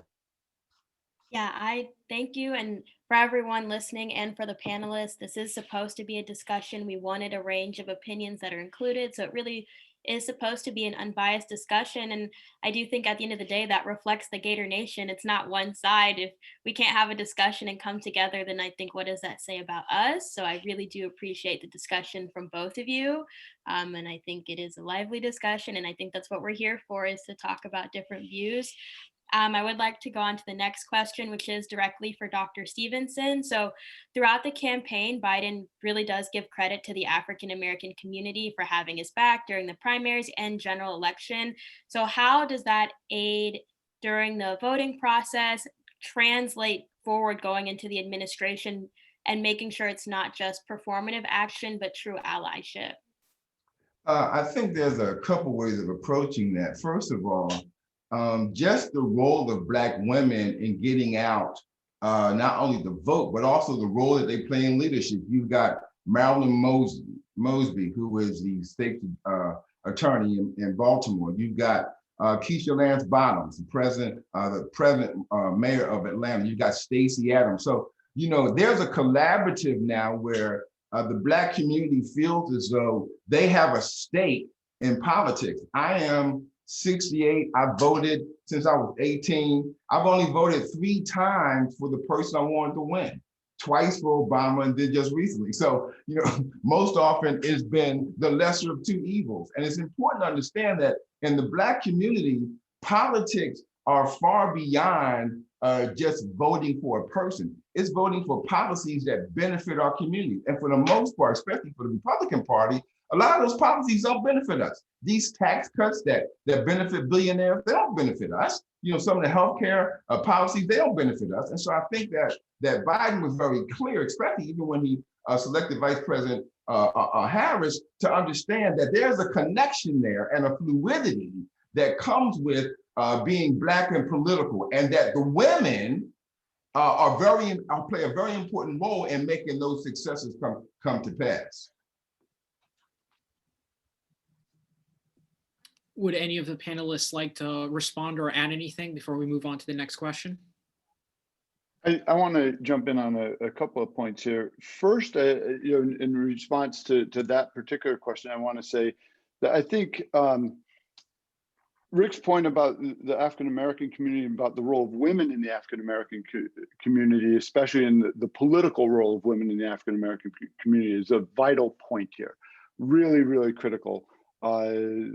Not just in this election, but historically, it is critical.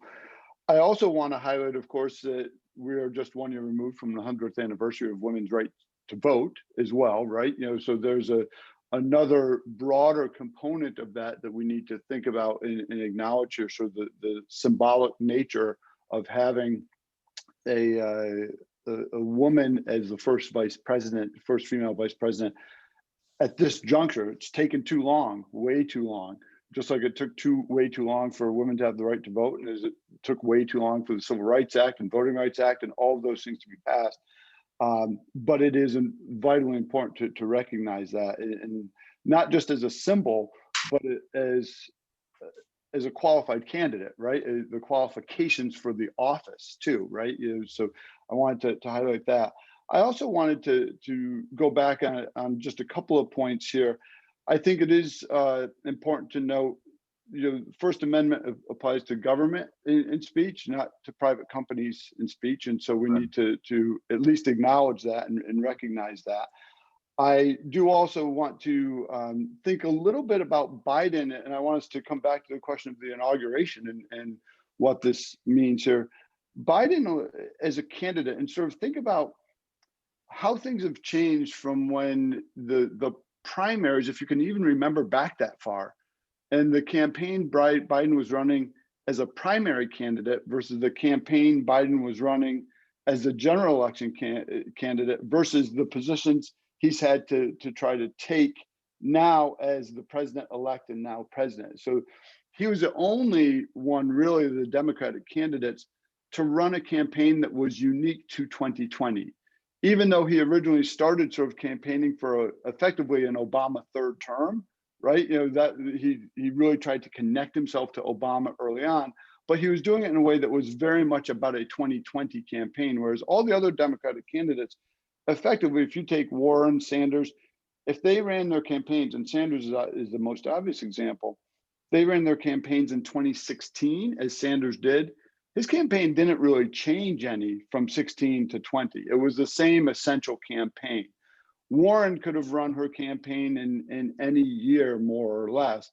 Biden was the only one who ran sort of as a 2020 candidate, talking very specifically about the challenges of 2020, even though early on he was trying to sort of argue for effectively an Obama third term. Then when he becomes a general election candidate, he has to twist that a little bit and modify that some. And then as president-elect, he then has to sort of begin to move beyond that too, to reach out to a broader population. And the last point I'll make is, I don't think that his speech dismissed all 74 million Trump voters. I think that it was certainly very critical of those Trump supporters who were very much active 2 weeks ago at the Capitol building. And I think it was critical of some of the approaches that the Trump campaign used and some of Trump's supporters used, not just in the last 2 weeks, but prior to that as well. But I don't think it was dismissive of all Trump supporters. I think that there was very much an effort to reach out to at least many of those supporters, not I don't think all. I think that there was a part that was very, where he was trying to draw a line of who he was reaching to and who he was not reaching to there. So a lot of comments woven in there, but I think that they try to address a variety of issues there. So. Well, man, I appreciate your comments. My feeling is as I said, I'm not somebody who's on social media, but I would look back to another Republican president named Theodore Roosevelt, who was quite active in busting up trusts or anti-trusts, the railroads and so forth. And I think that's where a lot of us, whether we're on social media or not, feel like, okay, First Amendment addresses government censorship, but when you put out a business, you put it out of business between an oligarchy of people in Menlo Park, California. That's problematic, and I think that's what some of us are very concerned about. And for me, I mean, I've been a faculty member for 23 years. I haven't gotten too many complaints, but do I need to be deprogrammed? I don't think so. Actually, I'll share with everybody on this talk. I went up for promotion, and one of my letters that came in out of 6 was very negative. And one of the reviewers said I was too harsh on Trump. If any of you knew my background, that's pretty laughable. I'm sure most of my colleagues would have been much harder, in my book on Trump. But I think this is the feeling that a lot of us have on the right. We value discussion, we value debate, but we're being closed down. And I don't know how the Biden administration is going to deal with this. I hope the Section 230 stuff comes up. I hope we can get through that. But these internet service providers, Amazon, Google, Facebook, Twitter, it seems like this is much more of a Russian oligarchy than it is anything that's consistent with our First Amendment, and we're worried about being labeled, crazy people. I'm sure I have my crazy moments out here in the country. I light a fire and sit by the firelight and barbecue some ribs or something. But most of us are not crazy people that want to storm the Capitol. And to be demonized in that way, I think some of what I picked up from Biden's speech was rather offensive in that way. It's I don't want socialism. I don't want to live in Venezuela. I don't want to live in Cuba. And that's what's wait until later this afternoon. That's what's coming, folks. You want to pay more taxes? Well, it's on its way. So. I just think a lot of us on the political right feel very much under siege, demonized. We're not the crazy people that go out and storm the Capitol. We should all hold those people to account by the law and so forth. But we are worried that our fundamental rights in the Bill of Rights are going away under this administration. And some of that does have to do with complicated issues of trust, just like we faced, in 1897 and on into the early 20th century.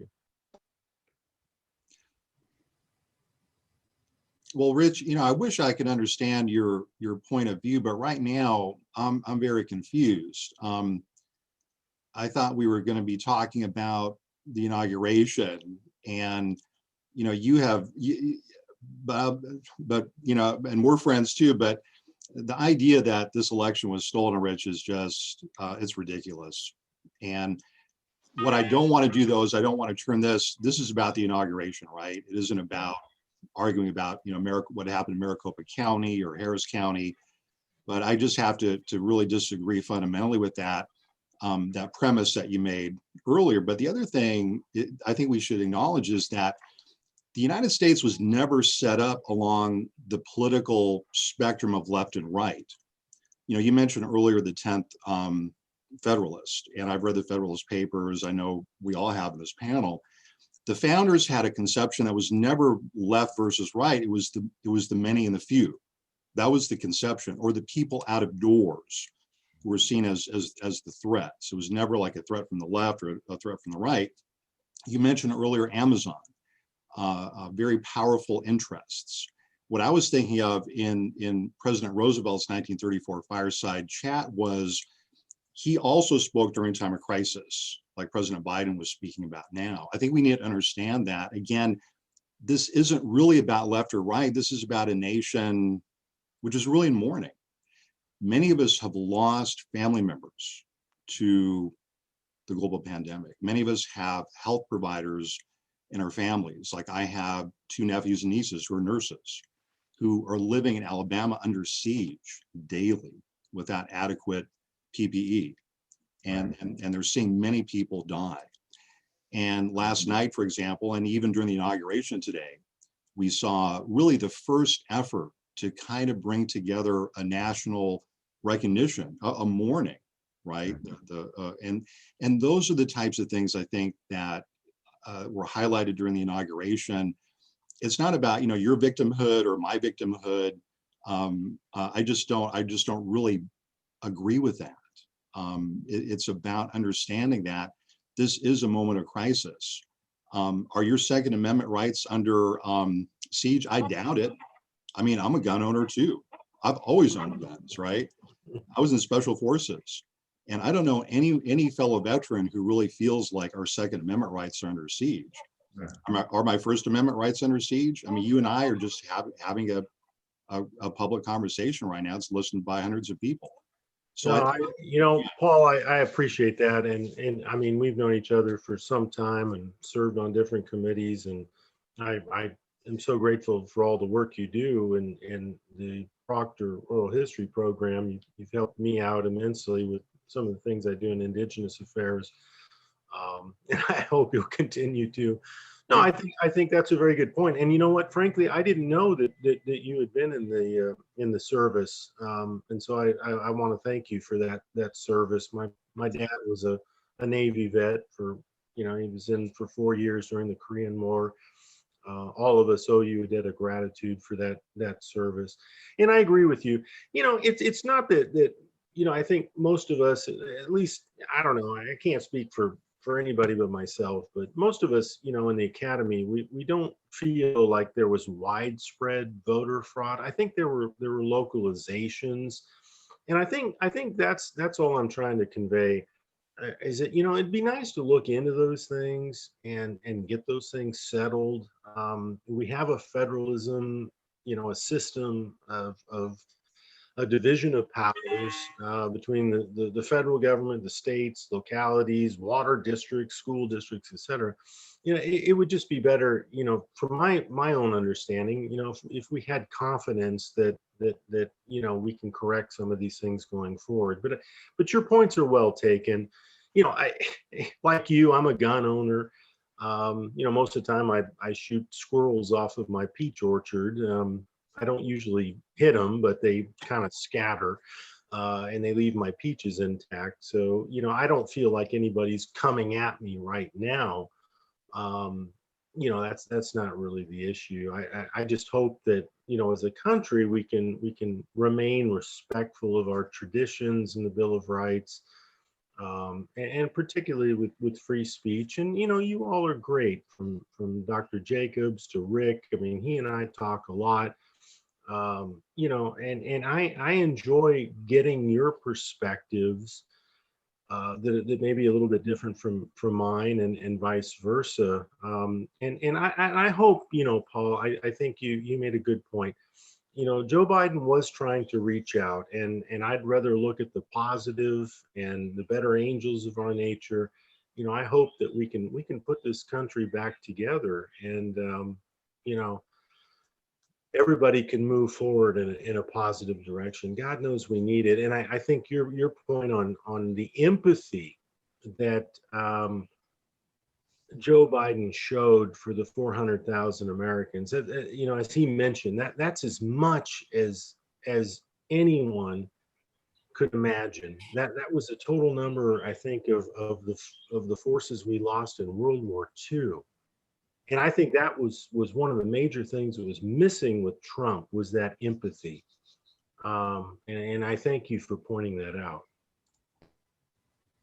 And that's a very good point. I want to ask an inauguration specific question that we've had prepared, and this is more geared towards Dr. Ortiz as the director of the oral history program. And based on the speech that President Biden just gave, what's the best way not only to memorialize the grief and the pain this country has been through over the last year, and bring people together to tell that story, because storytelling can be a very effective way of bringing people together, especially when we're so divided right now. Yeah. Well, thank you, Gustavo, for that. It's a wonderful question. And I think you answered, the key is listening. The key is humility. The key is the courage to listen to experiences that are very, very tough. When my wife is on the phone talking to her younger sister about her nephews and nieces who are nurses in Alabama, I mentioned earlier, there's a lot of tears. There's a lot of terror. Listen to a mother who's scared for the health of her children. There's no more poignant conversation. Yeah. And I think what we're trying to do here today, and what we do at the University of Florida, what you do at the Bob Graham Center, what Rick and colleagues do at African American Studies, what Rich does with the Indigenous Studies program, is we're trying not to just tell people, okay, this is how it is, right? We're trying to tell them, hey, we have biases, we have opinions. It's pretty obvious, right? But it takes more courage, and it's actually, as an oral historian, now this seems funny and counterintuitive, but it actually takes much more energy, y'all, to listen than it does to lecture or talk. Any one of us right now could give a lecture on what we think is the truth for 2 hours straight, right? And all I need is my cup of coffee and I'll keep going. But listening is much more challenging.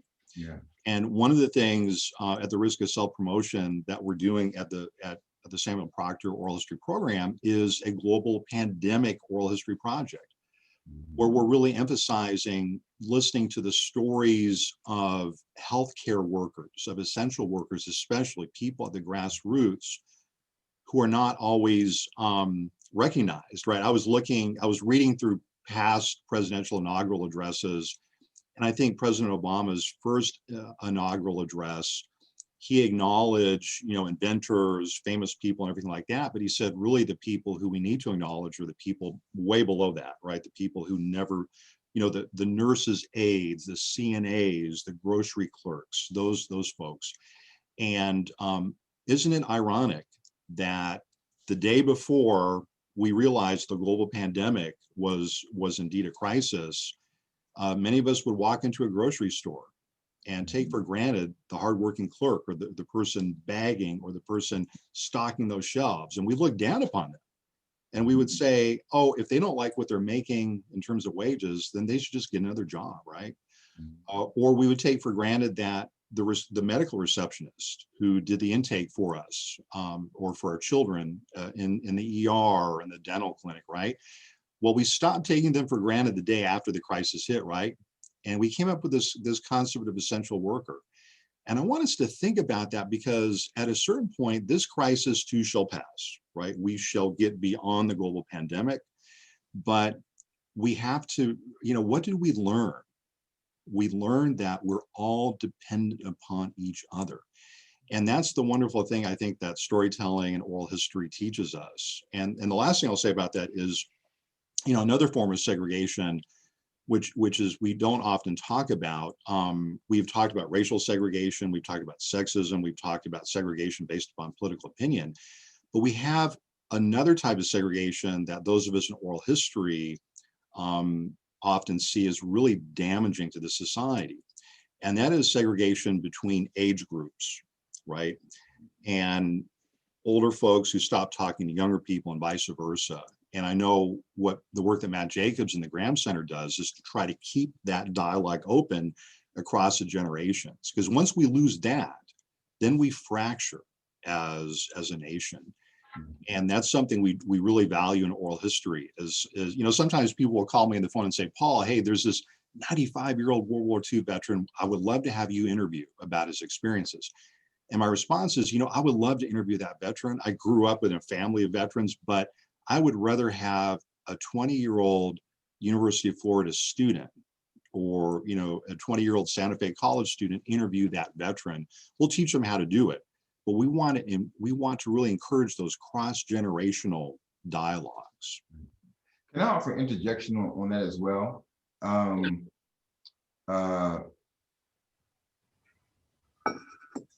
The memorial yesterday for the 400,000 deaths touched home. For me, my mother died of COVID Christmas Eve. And as a historian, one of the things I loved to do was sit down, she was 88, and listen to her as she talked about where we came from. And I can no longer do that. And so there's a lot of history that I gathered from my mother and from my father. And I think that we've taken for granted, as Dr. Ortiz said, those voices of the other generation, right? And we buried her on January 5th. And January 6th, I was in DC, and my mother was a civil rights activist. And so I can only imagine how heartbroken she would have been if she had been around to hear the insurrection that took place on January 6th. So I think there's a number of different intersections here that take place, and that some of what President Biden said was a moment of healing. He said this, he said, and I quote, he said, "We can dissent, and we can do it peaceably." And I think it's important that dissent is never a negative thing, but we have to be very careful that we're not being aggressively disagreeable in the sense where people lose their lives, right? If we don't learn that the ultimate goal of debate and difference is resolution, then what's the point? Right? If we win the battle and lose the war, what's the point? Can I jump in? First of all, Rick, I had not heard that about your mother. I'm sorry for your loss there.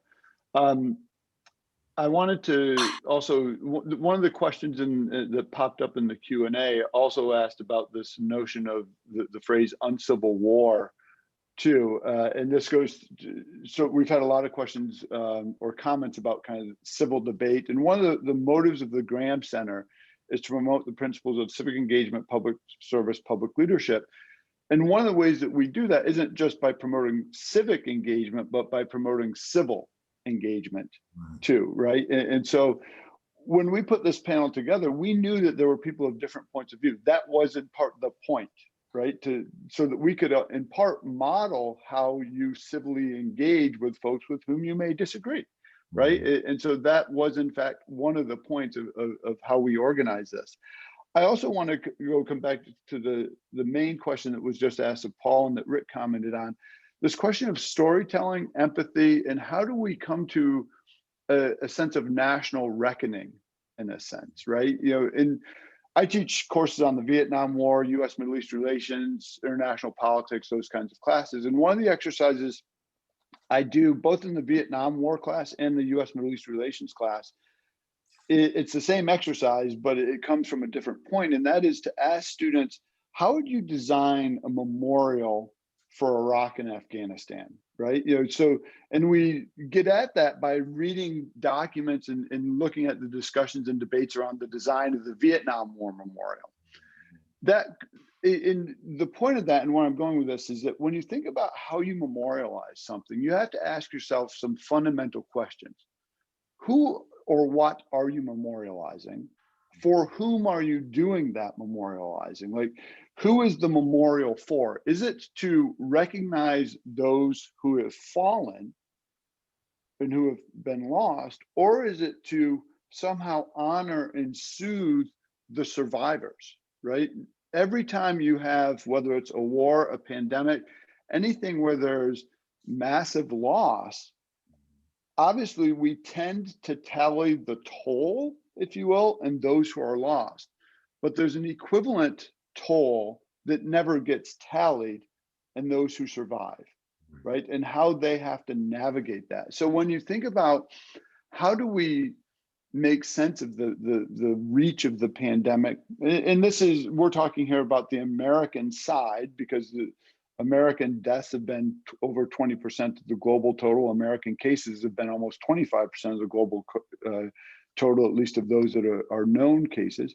But it's not just an American story either, right? So how do we engage with that? And this brings me back to the inauguration too, which is to say, when Biden tried to reach out to the broader world and talked about engaging and so on, let's use the pandemic as one example. Of course, there are private companies that have engaged in the development of this with government support in different ways around the world. But addressing the pandemic through things like vaccines and the development of vaccines, while that obviously helps in a local community, it helps globally too, right? And so that in and of itself is a form of civic engagement too, in terms of how we address some of these things. So I know I brought up a lot of different points there. With all these panelists, you kind of have to grab your moment and go with it to get them in. But I think there's a lot of value in thinking through these issues of sort of this question of uncivil war and civil debate, the questions of how do you memorialize and capture the empathy and sympathy with the situation, and what does that mean, not just as an American story, but as a global story, are all vital themes that I think did come out of this inauguration as well. Thank you, Dr. Jacobs, Dr. Ortiz, Dr. Stevenson, and Dr. Conley for all your insight. And I would like to say something that all of you mentioned that is so important is dialogue across generations, across backgrounds, regardless of where you stand. That is so important. And through this discussion, we've really been talking about the dialogue that has been happening thus far, and how, regardless of where you stand, I think we can all agree it's been a very tumultuous couple of years. So I want to close this out by having us all look forward and asking you all in 2 sentences or less, what makes all of you hopeful for the future? So I'd like all of you to answer. 2 sentences or less. Now you asked a group of professors.